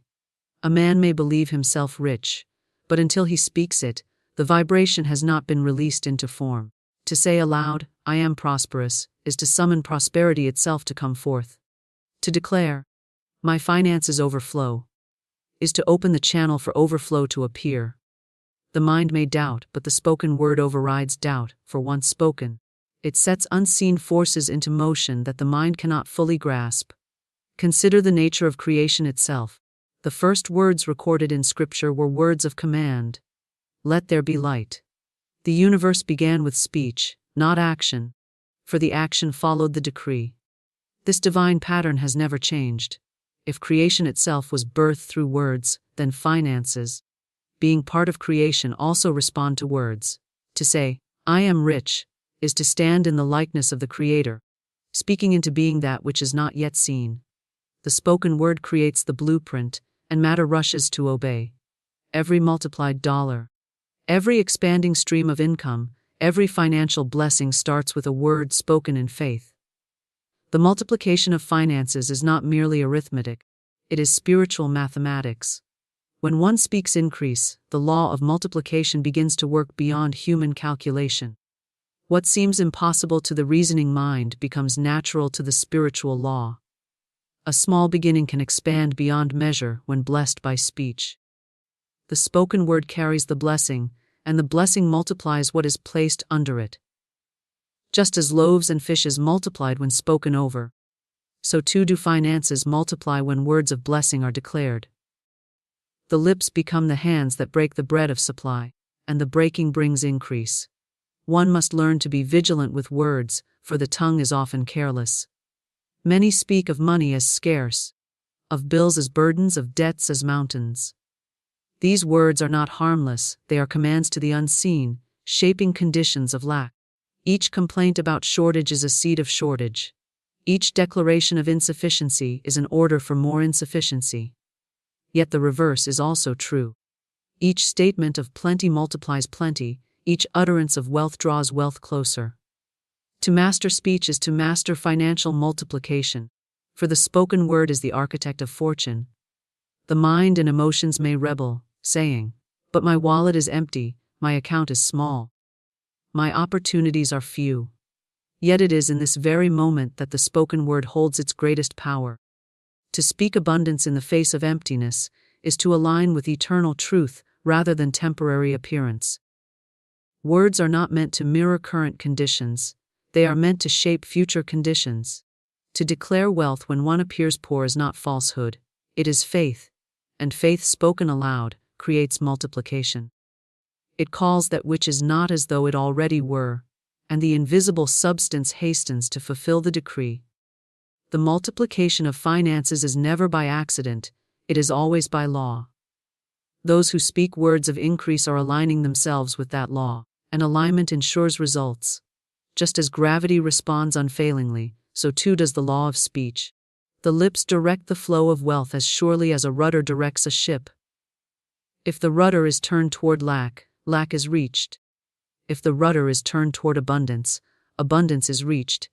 The journey of millions begins with the utterance of one sentence. To speak consistently, with faith and without wavering, is to guide one's finances into continual multiplication. The invisible realm listens always. Angels, opportunities, people, circumstances, all await the command given by the tongue. Words open doors unseen, words summon helpers unknown, words unlock resources hidden. Financial multiplication is not the product of chance, nor of mere effort, but of speech empowered by faith. The decree sets it in motion. The law carries it forward, and manifestation arrives at the appointed time. Scripture as decree activates divine supply, because the Word of God is not a suggestion or a poetic phrase. It is a living law that shapes the substance of existence. When Scripture is spoken aloud, it carries the very authority of divine power, a command that the unseen must obey. A decree is not a request, it is a declaration issued from a position of authority. And the Bible is filled with decrees, waiting to be spoken into being. When one takes a verse concerning provision and prosperity and speaks it with conviction, that verse ceases to be ink on paper and becomes a living force in the material world. The spoken scripture carries the vibration of heaven, and heaven's vibration reshapes the conditions of earth, including finances, opportunities, and resources. Many read scripture silently, hoping it will comfort or encourage, but when spoken aloud it shifts into a creative command. The lips become instruments of divine law, and the voice becomes the trumpet of manifestation. To whisper, "The Lord is my shepherd, I shall not want," is not a repetition of words, but a decree over one's financial condition, a statement that lack has no rightful place. The moment it is spoken, divine supply is stirred, for Scripture is eternal truth, and truth spoken in faith reshapes the field of the invisible. The decree calls forth supply from sources unknown, channels unseen, and doors that seemed closed begin to swing open, because the word has gone forth with authority. A decree is irrevocable once spoken in faith. Kings of old would issue decrees, and the land would move to obey, for the decree carried weight. Scripture, when spoken, is a decree of the King of Kings, and when echoed by the believer it carries the same creative force. Give, and it shall be given unto you. Good measure, pressed down, shaken together, and running over. To speak this verse aloud is to activate the cycle of giving and receiving, commanding the unseen law of circulation to bring multiplied return. The words are not passive. They are active currents of power that alter the course of financial destiny. The activation of divine supply requires participation of the tongue. Faith without words remains silent, and silent faith does not decree. The decree is the bridge between the unseen promise and the seen manifestation.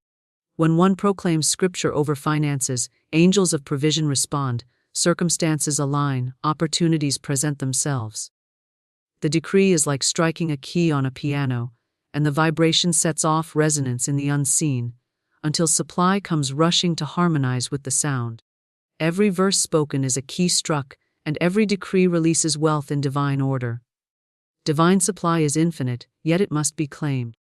Scripture is the title deed, the legal claim to abundance, and the decree is the voice that activates the claim.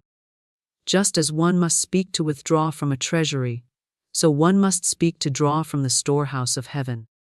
Bring ye all the tithes into the storehouse, and prove me now, saith the Lord of hosts, if I will not open you the windows of heaven, and pour you out a blessing. When this verse is declared aloud, the storehouse of supply is unlocked. For the decree summons the opening of windows, and blessings begin to flow. The decree is the key that fits the lock of divine abundance. Many remain in want because they hold scripture in thought but never on their lips. Thought is creative, but speech is directive. Thought aligns, but speech commands. Scripture stored in the mind is like treasure buried underground, but scripture spoken is like treasure brought into circulation. When one says aloud, "My God shall supply all my need according to his riches in glory by Christ Jesus," those riches begin to move. They are activated, drawn out of the invisible and into the visible, carried along currents of divine order that no obstacle can withstand. The decree does not ask how, it does not beg when, it does not wonder if.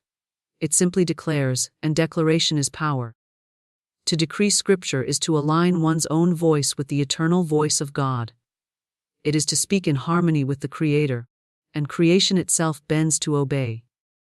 Financial supply does not appear because of striving, it appears because the decree is spoken in faith, and the word cannot return void. It must accomplish that which it is sent to accomplish, and the decree sends it forth with clarity and force. The unseen responds instantly to decree, even if the visible takes time to align. Just as a seed planted takes root before it breaks the soil, so does the decree activate supply in the spirit before it shows in the natural. The faithful continue to speak, knowing the decree has already gone forth, knowing the manifestation is inevitable. Every spoken scripture is a deposit in the treasury of manifestation, and in due time the treasury releases overflow. The multiplication of finances under decree is not limited to wages, salaries, or expected channels. Divine supply has no restriction.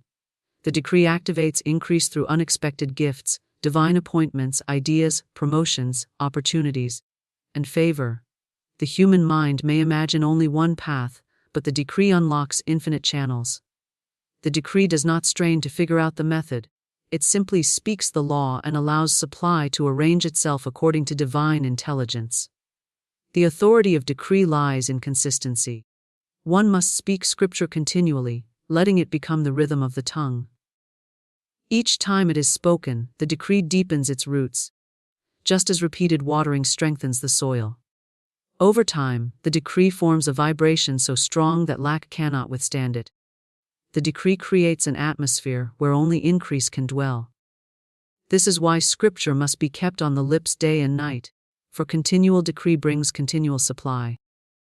Words of lack diminish, words of abundance increase, because every spoken syllable carries the seed of creation, and creation never returns void. When the tongue utters words of lack, it commands the invisible substance of life to shrink, to contract, to withhold. To say, "I cannot afford," or "I never have enough," is to issue an order to the universe that shortage must remain. Each repetition of want engraves the pattern deeper, drawing into experience the very thing the lips lament. The spoken word becomes the architect of conditions, and if lack is spoken continually, lack becomes the house in which one must dwell. The law does not discern between joking words, anxious words, or deliberate words, it only responds to vibration. Every utterance is a decree, and every decree brings forth after its own kind. Yet when the tongue is disciplined to speak words of abundance, a different current is activated. To say, "My supply is endless," or "I prosper in all things," calls upon the law of increase, which responds faithfully to words of faith. Abundance is not created by toil alone, nor is it earned by struggle, it is multiplied by words that agree with divine truth. Just as a farmer plants corn and expects corn, not thorns, so one who plants words of wealth will harvest wealth, not poverty. The crop matches the seed, and the seed is always speech. Lack spoken is lack sound. Abundance spoken is abundance sound. The human tongue has long been underestimated. People dismiss their own words as harmless chatter, unaware that every phrase is shaping the unseen substance of their world. When bills arrive and one sighs, "I can't pay this," the universe receives that decree and arranges conditions to confirm it. But if one instead declares, "These are already paid in full through divine supply," the decree of abundance goes forth, and unseen channels begin to shift.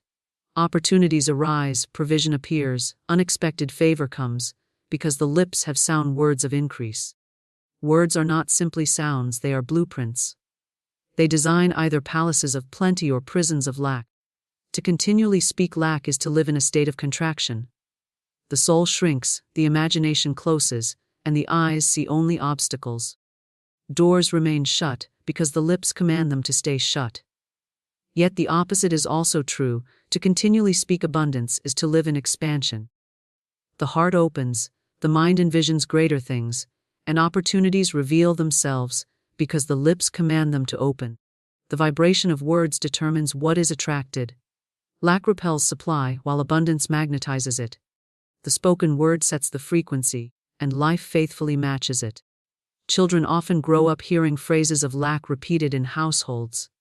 Statements like, "Money doesn't grow on trees," or, "We can't afford that."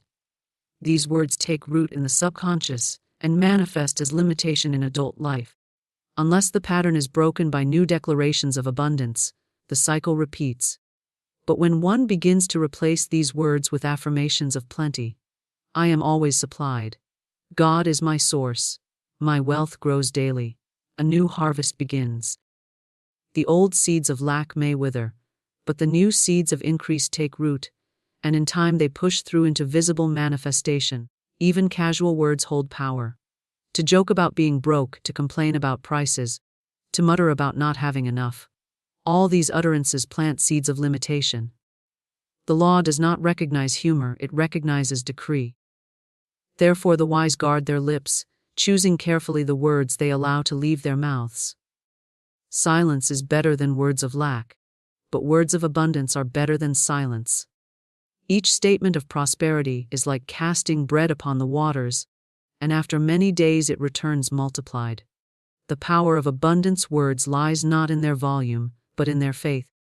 A quiet whisper of, "I am richly blessed," carries more weight than a loud complaint of shortage. The vibration of truth is what activates supply. And truth is that the universe is rich beyond measure. Speaking lack denies truth, while speaking abundance aligns with it. When one says, "There is more than enough," one agrees with the eternal reality of divine supply. Agreement with truth opens channels of provision. Disagreement with truth shuts them down. Words of lack often come from fear, but fear is a poor counselor. Fearful speech creates fearful conditions. When fear says, "There won't be enough tomorrow," the lips echo it, and tomorrow arrives lacking. But when faith says, "My tomorrow is overflowing with good," and the lips echo faith, tomorrow arrives filled with blessing. Words carve the shape of tomorrow. And every tomorrow is the result of yesterday's speech. To change tomorrow, one must change today's words. Speaking abundance is not denial of circumstances, it is mastery over them. To look at an empty purse and say, "I am prosperous," is not pretending. It is commanding. The lips are not bound by appearances, they are instruments to shape appearances. Words spoken in faith do not describe reality, they create it. Lack spoken binds one to current limitation. Abundance spoken frees one into new conditions. Every fortune ever built began with words spoken in the unseen. Every breakthrough of provision was first declared before it was experienced. The law of words is impartial. It does not favor one person over another. The wealthy and the poor alike are subject to its decree. Those who speak abundance live in abundance. Those who speak lack live in lack. The difference is not in fate but in speech. One need only observe the habits of the prosperous. They speak of opportunities, of increase, of growth, of expansion. They guard their words as treasure, refusing to curse their own supply with phrases of insufficiency. This is not chance, it is law. To choose words of abundance is to water the garden of life. Each phrase is a drop of nourishment to the soil of manifestation. Over time, the garden flourishes, bearing fruit in many forms: Unexpected checks, business growth, promotions, gifts, creative ideas open doors. To choose words of lack is to drain the soil of life. Nothing grows there but weeds of worry and thorns of struggle. The garden is always in the making, and the gardener is always the tongue. Millionaire consciousness begins in spirit, not bank accounts. Because wealth is first an inner state before it can manifest outwardly. The visible always follows the invisible, and money is but a shadow of thought, belief, and spoken word. To seek millions in the outer world, without first cultivating the spirit of abundance within, is like trying to gather harvest without planting seed. The ground of consciousness must be prepared, the soil of the mind must be rich with expectancy, and the atmosphere of the soul must be free from doubt and fear. When the inner condition is aligned with prosperity, the outer condition inevitably takes form, for matter cannot help but obey spirit. Millionaire consciousness is not merely the accumulation of currency. It is the awareness of infinite supply. It is the conviction that the universe is abundant, that divine provision flows without limit, that the same spirit which created worlds also sustains and enriches those who trust in it. One who holds millionaire consciousness knows that supply is never scarce, that opportunities are endless, that wealth is as natural as the air we breathe. This consciousness does not depend on a paycheck, a business, or an investment alone. It rests in the certainty that the source of all is spirit, and spirit is inexhaustible. The one who dwells in millionaire consciousness walks differently, speaks differently, and acts differently. They do not speak lack, for they know lack is illusion. They do not fear bills, for they know supply is already prepared. They do not envy others, for they know their own wealth is secure in spirit. Outward wealth may come and go, but inward consciousness of abundance creates continual flow. A millionaire may lose their fortune and regain it, because the fortune was never the source. It was the consciousness behind it that created it in the first place. To cultivate this consciousness, one must discipline the thoughts and the words. The mind must be trained to reject images of poverty and replace them with visions of plenty. The lips must refuse to utter phrases of want and instead declare prosperity. The imagination must picture overflowing accounts, successful ventures, open doors, and lavish blessings, not as dreams but as realities already taking form. The inner climate must be one of gratitude, expectancy, and faith.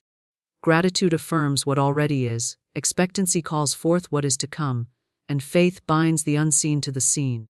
Together they build the millionaire consciousness. This inner state is magnetic. Opportunities are drawn to it, people of influence are attracted to it, ideas of increase flow into it. Just as a radio tuned to the right frequency attracts the signal, so consciousness tuned to abundance attracts wealth. The untrained mind, dwelling in worry and lack, tunes itself to shortage and struggle, and shortage answers. But the trained consciousness, dwelling in riches of spirit, tunes itself to prosperity, and prosperity answers. Millionaire consciousness is therefore a matter of tuning the inner receiver to divine supply. Many attempt to build wealth through strain and struggle, believing the outer effort alone will bring fortune. But without millionaire consciousness, even great sums slip away. For the inner state was never aligned with holding wealth. Lottery winners who return to poverty, businesses that collapse after sudden gains, fortunes lost in reckless hands. These are examples of money without consciousness. Outward riches cannot remain where inward poverty rules. Yet when the inner state is rich, money multiplies and stays, for consciousness governs conditions. Millionaire consciousness is fearless. It does not tremble at market shifts or changes in economy. It does not panic when doors close, for it knows spirit opens better doors. It does not clutch desperately at possessions, for it knows supply is infinite. This consciousness rests secure, knowing that true wealth cannot be lost. It may change form, it may shift channels, but the flow is eternal. The one anchored in this state remains calm in storm and prosperous in famine, because they are not leaning on outer evidence but on inner truth. The cultivation of this state requires continual nourishment. Daily affirmations of prosperity water the soil. Meditation on abundance clears away weeds of doubt. Speaking scripture of supply strengthens the roots. Associating with thoughts, people, and environments of increase adds sunlight. Every inner practice builds the millionaire state until it becomes unshakable. Once established, it operates automatically, drawing wealth without strain, multiplying finances without constant worry. The outer simply mirrors the inner, and the inner is always within one's control. Millionaire consciousness also carries generosity, for it knows giving is part of the flow. A tight fist cannot receive, but an open hand releases and attracts more. The one rooted in abundance gives freely, knowing supply is endless. They bless others, invest in opportunities, and circulate wealth, understanding that circulation is the law of increase. The poor in consciousness hoard, fearing loss, and their fear creates the very loss they dread. The rich in consciousness release, trust, and receive more, for their giving is proof of their faith in infinite supply. Wealth in the spirit births ideas that become fortunes. A flash of inspiration, a creative plan, a divine appointment. These are fruits of millionaire consciousness. The mind that expects increase is fertile ground for ideas that bring increase. Many wait for money to appear without cultivating the ideas that produce it. Yet spirit always provides through channels, and those channels often come as inspired thoughts, inventions, or opportunities. The inner state determines whether those ideas are recognized and acted upon. Poverty consciousness ignores or fears them. Millionaire consciousness seizes and develops them. It is not enough to desire millions in the bank. One must first carry millions in thought, in speech, in expectation. The outer bank only reflects the inner bank, and deposits of abundance must first be made in consciousness. Each thought of wealth, each word of increase, each affirmation of supply is a deposit into the spiritual account. In time, the physical account reflects it, for outer form cannot resist inner decree. Millionaire consciousness is the true wealth, and once it is gained, outer millions are inevitable. Speaking God's promises transforms invisible riches into visible wealth, because the Word of God is eternal law and eternal truth. When those promises are spoken aloud, they cease to be distant words written in ancient times and become living decrees shaping present reality. The promises of God are not bound by history or circumstance, they are as alive today as when they were first given. Each one carries within it a seed of manifestation, and that seed is activated when spoken in faith. Silent belief may hold the promise in thought, but spoken faith releases it into form. Speech becomes the bridge that draws what is invisible into what can be touched, seen, and experienced. The invisible riches of spirit are beyond measure. Every need is already supplied in the unseen realm, every desire already fulfilled in divine substance. The promises of God testify to this infinite abundance, declaring that provision, increase, and prosperity are the natural inheritance of the faithful. But unless these promises are called forth by the tongue, they remain unmanifested, like treasure locked away in a vault. The voice is the key that opens the vault, and the spoken promise unlocks riches hidden from sight. Each time a verse is declared aloud, the key is turned, the vault opens wider, and wealth begins to flow into visible channels. The promises of God are not mere encouragements but guarantees. They are spiritual contracts written into the law of the universe, binding and unbreakable. To speak them is to claim them. Ask, and it shall be given you, seek, and ye shall find, knock, and it shall be opened unto you. This is not hopeful suggestion but divine assurance. When spoken aloud with conviction, such a promise demands fulfillment. The unseen responds instantly, and though the visible may take time to align, the decree has already secured the outcome. Invisible riches begin to take shape, arranging themselves into opportunities, resources, ideas, and financial blessings. Invisible wealth surrounds every individual at all times. Spirit is a limitless source, and its supply is never depleted. Yet many live in lack because they never activate the promises with their own words.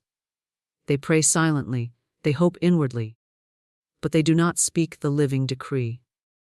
When the promise is spoken with authority, it becomes a command to the unseen to release its storehouse. Just as a king declares a decree and his kingdom moves into action, so the believer declares the promise and the kingdom of heaven responds. The spoken promise sets angels in motion, aligns circumstances, and draws visible wealth out of invisible abundance. Every financial increase, every breakthrough of provision, begins with a spoken word. The blessing of the Lord, it maketh rich, and he addeth no sorrow with it. When this promise is spoken aloud, the vibration of divine blessing begins to work. Riches appear without sorrow. Wealth flows without strain, abundance comes without loss. The promise itself carries the power to fulfill what it declares. To keep it silent is to keep it dormant, but to speak it is to release it into creative action. Each spoken promise is like a seed breaking open, sending roots downward into the unseen and branches upward into the seen, until fruit of prosperity is born. Invisible riches transform into visible wealth through the channel of faith-filled speech. It is not enough to think prosperity. It must be spoken continually. Thought plants the idea, but speech waters and nurtures it. The soil of the unseen responds to the vibration of words, and what is nourished by words grows into form. The more one declares promises of abundance, the stronger the vibration becomes, and the faster the invisible wealth crystallizes into visible reality. Silence starves the promise, but speech feeds it. Speaking promises transforms atmosphere as well as condition. When one declares continually, "My God shall supply all my need according to his riches in glory," the very air around them changes. The atmosphere becomes charged with expectancy, and expectancy itself is magnetic. People, resources, and opportunities begin to gravitate toward that atmosphere because the spoken promise has set a vibration of abundance. Those who enter the space feel the energy of supply, and doors open where none were seen before. The invisible is drawn closer each time the promise is spoken, until what was once unseen is standing in plain sight. The transformation of invisible riches into visible wealth is not magic but law. The law decrees that words spoken in alignment with truth must manifest. Just as gravity never fails, so the promises of God never fail when claimed by speech. The visible world is pliable, flexible, and responsive to sound. Spirit creates through word, and humanity, made in the image of Spirit, also creates through word. To speak promises is to participate in the same creative act by which worlds were formed. The invisible substance of wealth bends itself to match the decree, and the visible eventually conforms. Many sabotage their own promises by mixing them with words of contradiction. They declare abundance one moment and complain of lack the next. This double-mindedness disrupts manifestation, for the law responds to both declarations. Invisible wealth cannot pour into a vessel filled with conflicting words. The tongue must remain steadfast, unwavering in speaking only promises of supply. Consistency turns the stream into a flood, and the flood manifests as visible wealth. Each day's declarations strengthen the channel, widening it until riches flow freely and continually. Speaking promises builds inner conviction as well as outer manifestation.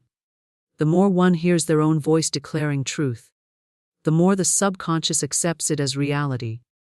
Once the subconscious is aligned with abundance, it becomes a powerful engine, constantly attracting and generating wealth opportunities.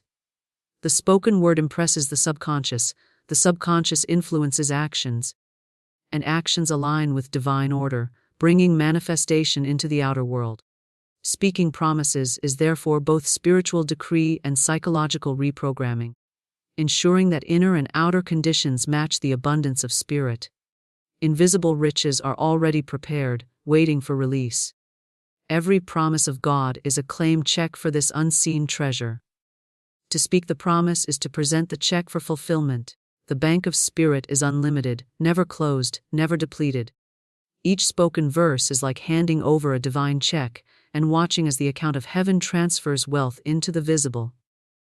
The supply is infinite, and the only requirement is to speak with faith, knowing the promise is true and already accomplished. There is a law of life, an invisible but mighty current, that moves in perfect rhythm with our faith. It is not bound by time, nor is it hindered by circumstance. When one stands at the edge of ruin, it is not the end of the road, but the very threshold of transformation. The universe is a divine banker, and it pays in exact measure to the currency of our belief. What may seem like a crumbling world can, in a single turn of thought, blossom into a kingdom of plenty. Poverty and abundance are but two rooms in the same great house. To step from one into the other is not a matter of chance, it is a matter of consciousness. There are those who believe that wealth takes years to build, that success demands toil and fear. Yet true riches come not from struggle, but from alignment. The moment one dares to claim their inheritance, the unseen forces rush to rearrange the world to match that claim. When the mind ceases to bow to appearances and stands firm in divine authority, ruin loses its power. A man may look at an empty purse, a closed door, a fading hope, but the moment he declares, "I am provided for," the universe opens its treasure chest. It is not time that creates wealth. It is the clear words spoken in unwavering faith. The gold is already waiting, the supply already stored. Only the key of fearless expectation can unlock it. In the great drama of life, every downfall conceals a doorway.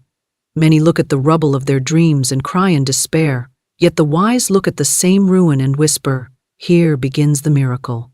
For in the silence after the storm, the soil is most fertile. In the hour of darkness, the light is closest. The hand that seems to push us down often turns out to be the one lifting us higher. There are no accidents in the kingdom of law. What seems like loss is often the preparation for a greater gain. To pass from ruin to riches in 24 hours is not a feat of the strong, but of the steadfast. It requires one bold thought, one fearless affirmation, one door flung open in the inner temple. The outer world simply reflects the decree spoken within. If the heart proclaims lack, the world echoes it. If the heart proclaims abundance, the world rushes to comply. When a soul remembers that it is heir to infinite supply, chains melt, delays dissolve, and blessings move with the swiftness of light. Money is but a shadow of faith, and opportunity is the echo of courage. The tide can turn in a single hour if the word is spoken with certainty. The unseen powers that shape destiny stand ever ready, awaiting only the command of a fearless voice. Ruin is an illusion. Abundance is the truth. This is not merely a statement to soothe the heart in dark hours, but a living law, as real and steady as the rising of the sun. What the eyes see and the senses report are only shadows dancing upon the walls of the mind. They hold no power except that which the soul grants them. Ruin comes dressed in the garments of fear, whispering that everything is lost, that the well has run dry, that the road has ended. Yet beneath that disguise abundance waits, unchanged and untouched, like gold hidden beneath a layer of dust. The one who looks beyond appearances does not bow to ruin, for they know it has no real substance. It is a passing cloud before the light breaks through. In the unseen realm, supply is constant. The universe does not fluctuate in its bounty. Only human perception shifts like the tide. When a person stares at an empty purse, they believe lack is real. But the emptiness is not the truth. It is the reflection of their current belief. A heart steeped in fear sees only walls, while a heart anchored in truth sees doors where others see none. Abundance has never left. It simply waits for recognition. It stands outside the gate, knocking softly, waiting for the soul to open the door and let it flow in. It is not earned, it is accepted. The illusion of ruin is powerful because it wears the mask of fact. Bills may pile high, opportunities may seem lost, relationships may crumble, the world may appear to shrink. But illusion, no matter how convincing, cannot alter the law of supply. The moment consciousness shifts, reality bends to follow.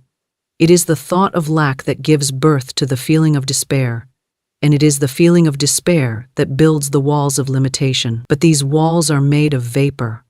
One clear, fearless thought can dissolve them in an instant. One declaration, rooted in divine certainty, can pierce through the fog and reveal the riches waiting just beyond. Abundance is not something that must be brought from afar. It is not a distant star or a hidden treasure buried deep. It is here, now, surrounding every soul, flowing like a river beneath the surface of doubt. It is an eternal current. It does not tire. It does not waver. It does not hide. It is the birthright of every being to drink from that river. But the key lies in recognition, not in struggle. When the mind believes in ruin, it turns its face away from the flow. When it remembers the truth, the current rushes in like a flood. Illusion gains strength only from attention. The more one speaks of ruin, the more solid it seems. Words shape reality. They are the builders of the invisible house in which one lives. If the word spoken is, "I lack," then lack rises like a wall. But if the word spoken is, "I am supplied," the walls fall and the light streams in. The soul is not a beggar at the door of life. It is the heir to infinite supply. It is not meant to scrape for crumbs, but to stand in rightful dominion. The illusion tries to make the heir forget their inheritance. It points to empty shelves and says, "See, there is nothing left." But the wise do not argue with shadows. They speak the truth, and the shadows flee. The world of appearances is like a stage play. The ruin may be painted upon the backdrop. The actors may speak their lines of despair, but the script can be changed at any moment. The playwright is the thought. When the thought shifts from ruin to abundance, the entire scene rearranges itself. What seemed like loss becomes a setup for gain. What looked like the end becomes the beginning of overflow. The illusion holds no power of its own. It borrows power from the belief of the one who observes it. Withdraw that belief, and it dissolves like mist before the morning sun. Many walk through life believing that material conditions are the masters, when in truth they are the servants. The unseen realm is the cause. The visible world is the effect.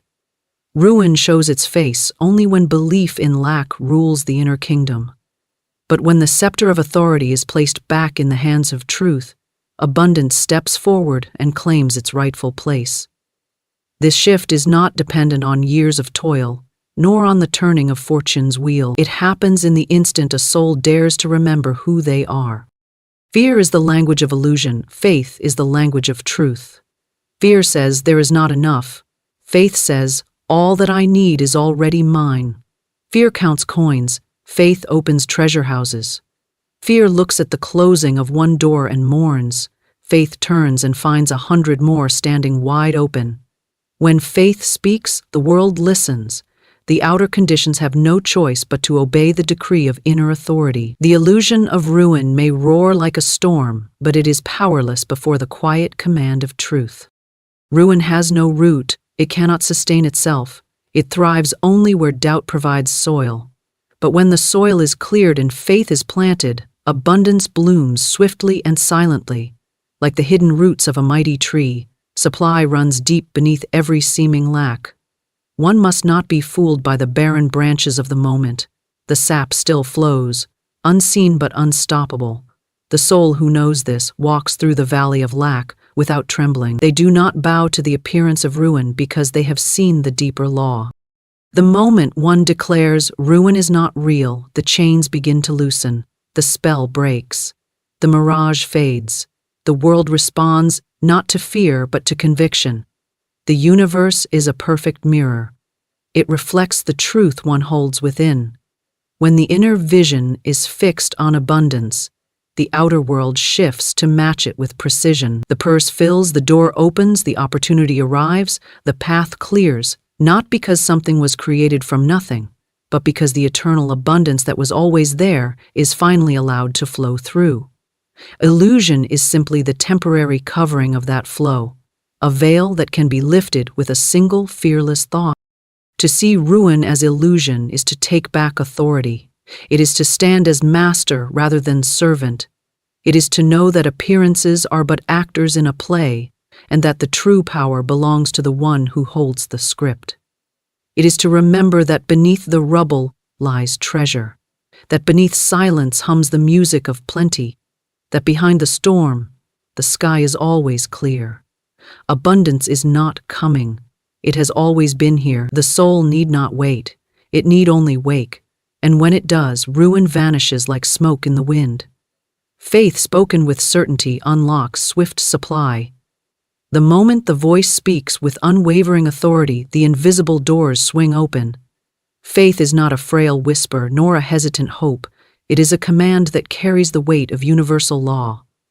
The universe does not respond to half-beliefs or timid desires. It answers to certainty as a loyal servant to its master. The power of faith lies not in repetition, but in the clear vibration of conviction. One word, spoken in absolute assurance, carries more force than 1,000 cries of doubt.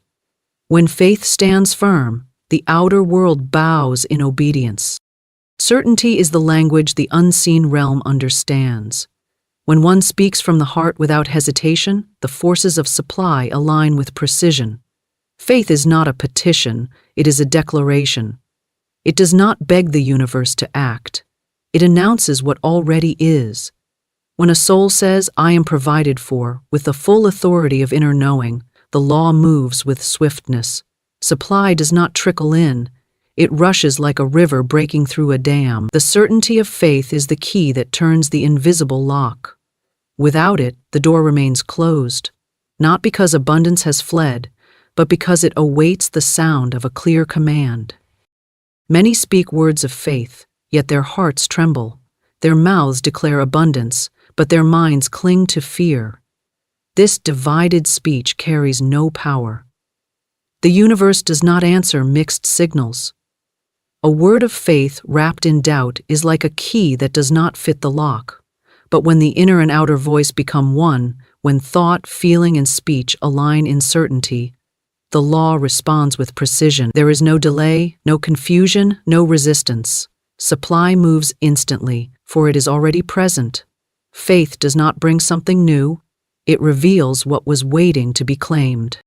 The vibration of certainty is unmistakable. It does not plead, it does not rush, it simply declares, and the world obeys. Like the sun rising without asking permission, true faith does not question its right.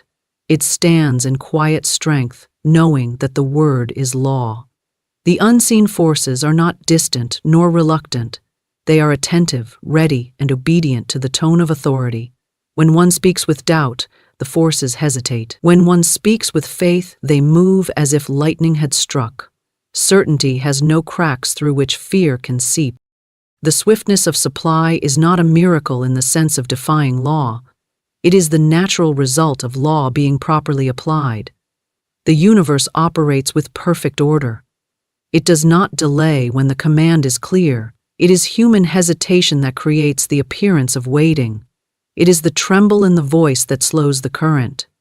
But when faith is spoken like a bell ringing in still air, everything aligns with remarkable speed. Opportunities appear where there were none, doors swing open without knocking, resources flow through unexpected channels. It is not the volume of the voice that matters, but the certainty within it. The heart must be trained to speak only what it knows to be true.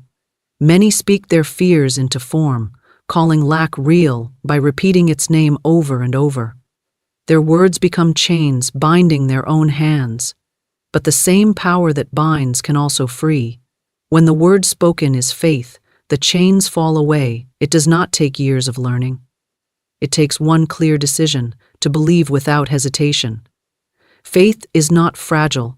It is a sword that cuts through the fog of illusion. It is not something one must build slowly. It is something one chooses to stand in fully. To speak with certainty is to speak as the heir of infinite supply, not as a beggar at its gate. It is to know that the universe has already said yes. It is not waiting to be convinced, it is waiting to be commanded.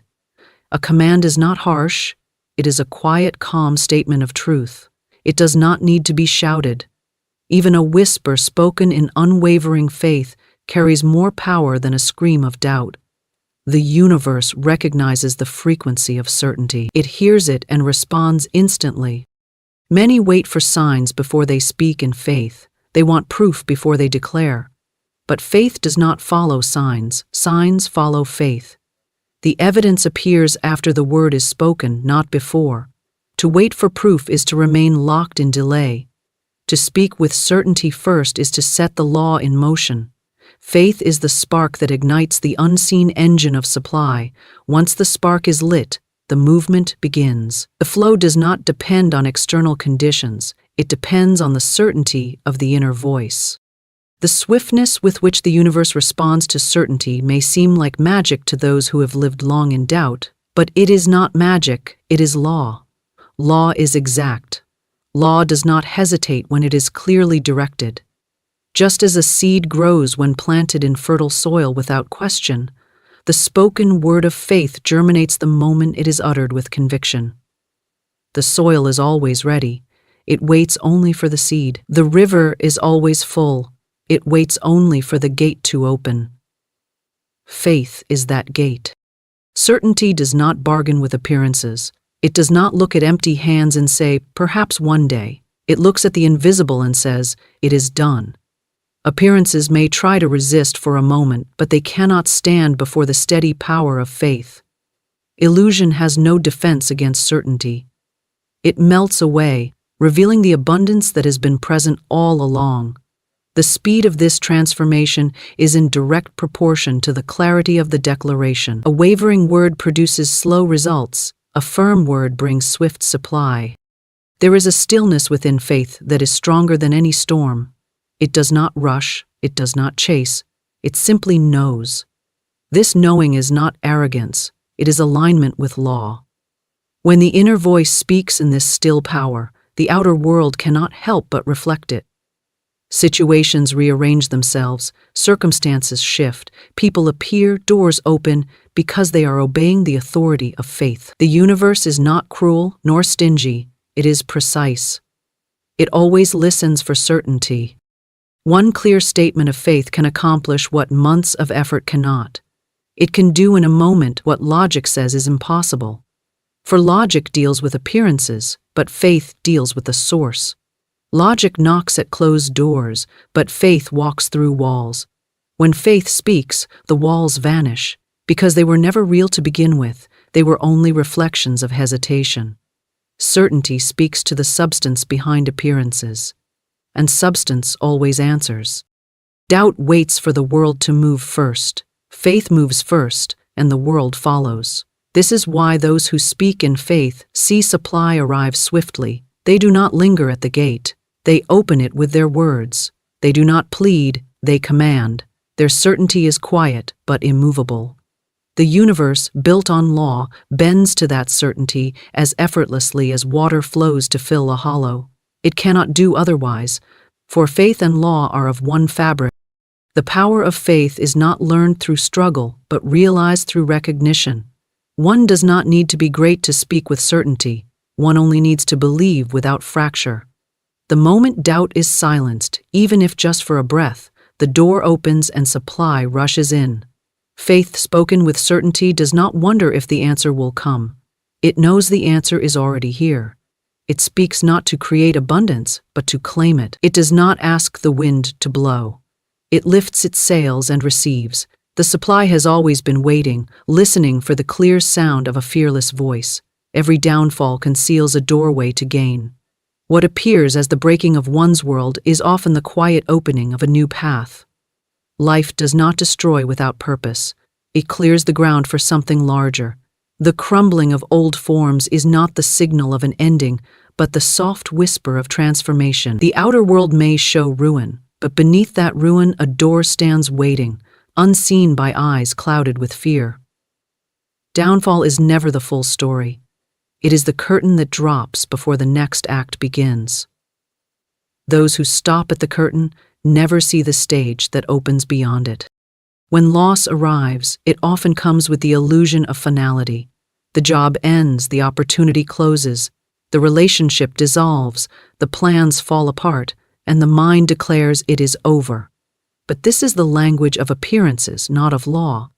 Appearances cry out endings. Law speaks only in transitions. What the human heart calls loss, the universe often calls redirection. The doorway to gain hides within what seems to be collapse. It is not always visible, because it does not appear to those who cling to the fallen structure. It waits for the one who can look beyond debris and see possibility. Downfall is a sculptor, removing the unnecessary, cutting away what no longer serves. It strips away illusions, attachments, and smallness. Many cling to what has crumbled, mourning its absence, not realizing that what has fallen could not hold the greater weight of what is to come. The doorway is often built on the ashes of the old. It is not a doorway one must construct.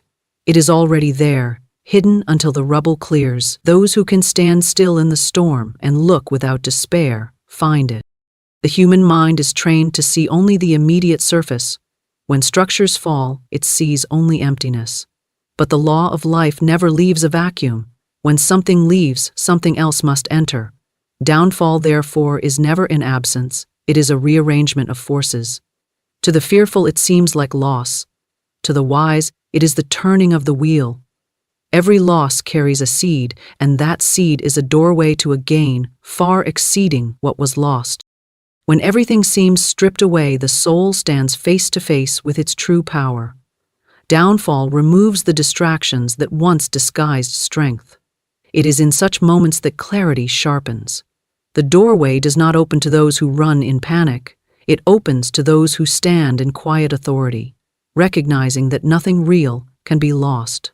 What is taken away is often the shell, not the substance. The shell breaks so the greater form can emerge. Many fear downfall because they see only its surface. They call it failure, misfortune, or punishment. But these are labels born of limited sight. Law does not punish, it moves. It shifts what no longer aligns with the soul's highest good. The doorway to gain is often too wide to fit into the narrow corridors of the old structure. So the old must fall. What seems like a blow is often a blessing in disguise, though the disguise can be convincing. It takes faith to look at the ruins and whisper, "There is more."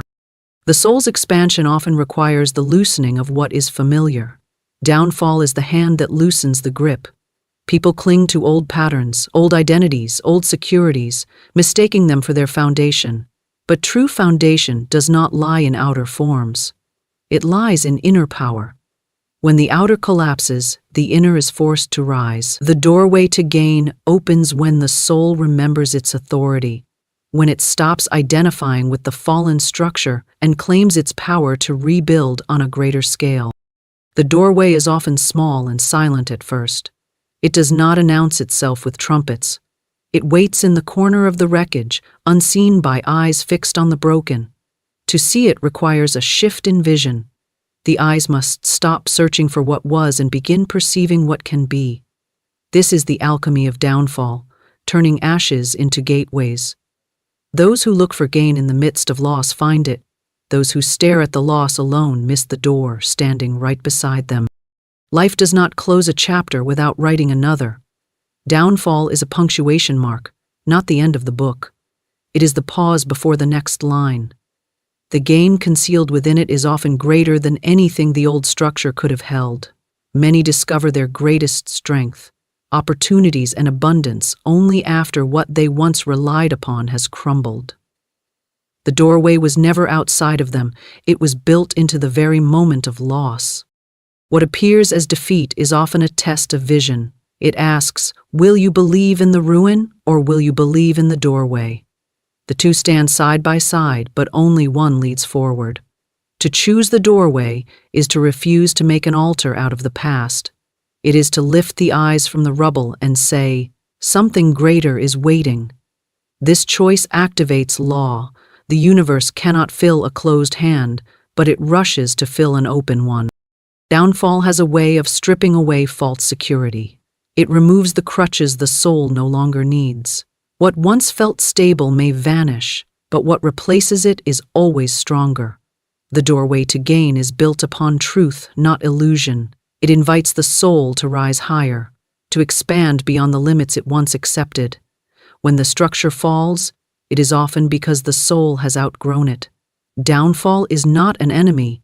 It is a signal that growth is near. When viewed through fear, downfall seems cruel. When viewed through faith, it becomes sacred. It clears the stage for the new act. The same event can look like tragedy to one and opportunity to another. The difference is not in the event, but in the consciousness observing it. The doorway is hidden from those who curse the fall, but it reveals itself to those who bless it. To bless a downfall is to disarm it. To see it as a gift is to step through its hidden door. The law of life ensures that no fall is wasted. Every ending carries within it the seed of a beginning. Every closed door is attached to another opening. But it is the mind's willingness to look for that opening that determines whether the gain will be seen. Downfall does not take anything essential.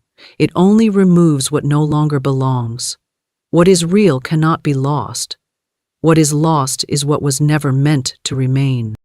In the quiet space after a fall, the doorway glimmers faintly. It is a moment of stillness that few embrace. Most rush to rebuild the old, clinging to the familiar shape of what has already passed. But those who wait and listen, who dare to see beyond the ruin, find the opening that leads to something far greater. The doorway is not behind them, it is in front of them, often just beyond the edge of their fear. Every downfall carries with it a map. Though it is invisible to the hurried eye, it guides the soul toward a higher place. The gain it conceals is not always immediate wealth or comfort. Sometimes it is strength, clarity, freedom, expansion. These are the foundations upon which greater abundance is built. The universe never subtracts without the intent to multiply. What falls away is the smallness. What emerges is the vastness. Downfall reveals to the soul what it truly relies upon. It exposes whether faith is placed in outer forms or inner power. When the outer vanishes and the soul still stands, stronger than before, the doorway swings wide. The gain was never in the crumbling structure. It was always in the power that lay beneath it. Downfall simply revealed it. In that revelation, the next chapter begins, not with despair, but with quiet, unstoppable strength. The universe moves at the command of fearless belief. It does not answer to wavering voices or uncertain whispers. It responds to the steady, unshaken tone of conviction. Belief is the language through which the unseen hears. Fearful belief builds weak signals that scatter like wind-blown seeds, but fearless belief speaks as law, and law obeys. The universe is not separate from the one who commands it. It is the mirror reflecting the quality of that command. When belief stands tall, without tremor, the mirror reflects power. When belief trembles, the reflection distorts. To command the universe is not to beg or demand in desperation, but to stand in quiet, knowing that the decree spoken from fearless belief must be fulfilled. Fearless belief is not noisy. It is not loud or frantic. It carries the stillness of authority. Just as a king does not plead with his court but simply declares and sees it done, so fearless belief does not question whether the universe will respond. It speaks from the place where the answer already exists. The movement of universal forces is immediate and exact. Because these forces have no will of their own, they move in the direction of belief like iron filings drawn to a magnet. The strength of that magnet is determined by the absence of fear. Fear weakens belief. Fearless belief turns it into a command. Many speak words of desire, but their belief is wrapped in doubt. They wish, they hope, they plead, and their words fall flat against the silence, because fear stands behind them like a shadow. Fear does not need to be loud to weaken a command. It only needs to linger unaddressed. Fearless belief, however, does not allow fear a foothold. It speaks as if the outcome were already written. It does not question the how or when, for those belong to the law, not to the believer. It simply declares and lets the universe carry the weight of fulfillment. The universe has no resistance to fearless belief. Resistance exists only in the mind of the one who commands. When belief is fearless, the path opens without obstruction. When belief is divided, the path becomes tangled in delay. Every force of nature moves in harmony with certainty. The stars do not doubt their orbit, rivers do not question their flow. In the same way, universal supply moves with perfect obedience to the tone of unwavering belief. The command does not need to be repeated 1,000 times. It needs to be spoken once, clearly, without the tremor of fear. Fearless belief is not blind arrogance. It is alignment with law. It is the quiet understanding that the universe is structured to respond to inner certainty. It is not a force outside that must be coerced. It is an obedient field waiting for instruction. To those who hesitate, it seems the universe is silent or slow. But the silence is not refusal. It is waiting for the command to be spoken in the language it understands. Unwavering belief. Once spoken, movement begins at once, unseen but unstoppable. Fear tries to mimic belief sometimes. It dresses itself in words of confidence while shaking beneath the surface. The universe does not hear the words alone, it hears the vibration beneath them. If the vibration carries fear, the response matches it. If the vibration carries fearlessness, the response is swift and direct. Belief is not what is said, it is what is felt at the core. Fearless belief feels like still water, unmoving, calm, certain. Fearful belief feels like stormy waves, unpredictable and scattered. The universe flows with stillness, not with storms. Those who master fearless belief become quiet architects of their reality. They do not rush or strain. They do not chase opportunities, they command them. They speak into the unseen and wait with unshaken confidence, knowing that the unseen does not fail its instructions. They understand that the universe is a builder, and their belief is the blueprint. A shaky blueprint builds shaky walls. A strong blueprint builds quickly and precisely. Fearless belief gives the universe a flawless pattern to follow. Fearless belief does not depend on appearances. It does not care whether the evidence is visible yet. Appearances are the last to move. Belief moves first, and appearances follow. This is where many falter. They look to the outer world for confirmation before allowing their belief to be steady. But fearless belief does not require confirmation. It stands firm in the face of emptiness, knowing that emptiness is only the space being cleared for fulfillment. It is the hand that lights the fire in the dark, not the one that waits for the dawn. Fearful minds try to manipulate outcomes. They push and pull, struggle and strain.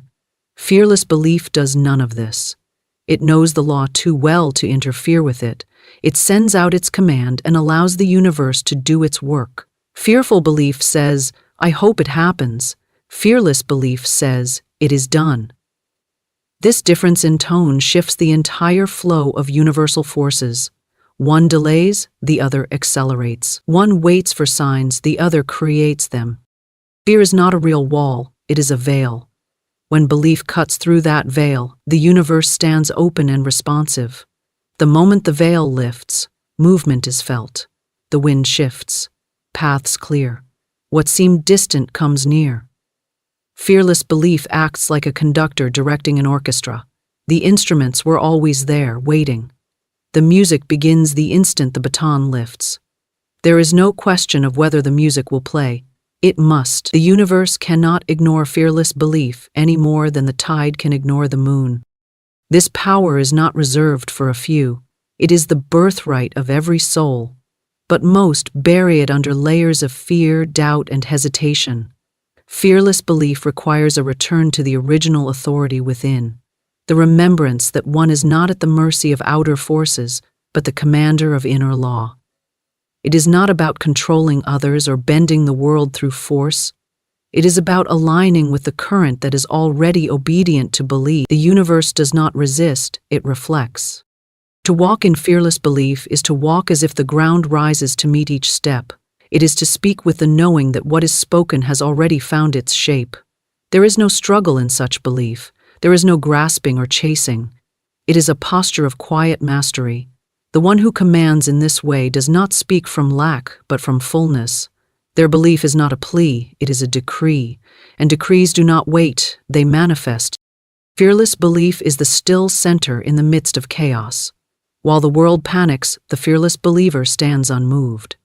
While others see obstacles, the fearless believer sees obedience in the unseen. The universe has no choice but to arrange itself according to the highest authority it receives. Fear is not authority, fearless belief is. Where fear shouts and nothing moves, fearless belief whispers and the mountains shift. This is not myth, it is the law that has been hidden in plain sight. There is no partial power in belief. It either commands or it does not. Half belief produces half result. Fearless belief, whole and unbroken, moves everything in its path. The universe does not measure the worthiness of the one who commands. It measures the strength of the belief itself. It does not pause to consider whether one has earned it. It moves because it must. The law is not personal. It is precise. Fearless belief does not wait for the right conditions. It creates them. It does not ask, "Will this work?" It declares, "It has worked." It does not tremble at the sight of obstacles because it knows obstacles are nothing more than unformed appearances waiting to obey the command. Fear is a hesitation. Belief is a key. Fearless belief turns the key without shaking hands. The lock cannot resist it. The door swings wide. The movement of the universe is exact. It answers to the clearest voice in the room. When that voice is filled with fearless belief, all lesser vibrations fall away. Doubt has no power against certainty. The universe is not moved by who asks, but by how they ask. A trembling voice can repeat affirmations for years and see little change. A fearless voice can speak once and see the world shift. The law makes no exceptions. The essence of fearless belief is simple. It is to know, not hope. It is to declare, not question. It is to stand as the origin of the command, not the beggar at the gate. It is to understand that the universe was designed to respond to certainty. The currents of supply, opportunity, and abundance are always in motion, waiting for the clear voice to direct them. That voice does not need to shout. It needs only to believe without fear, and when it does, the universe moves.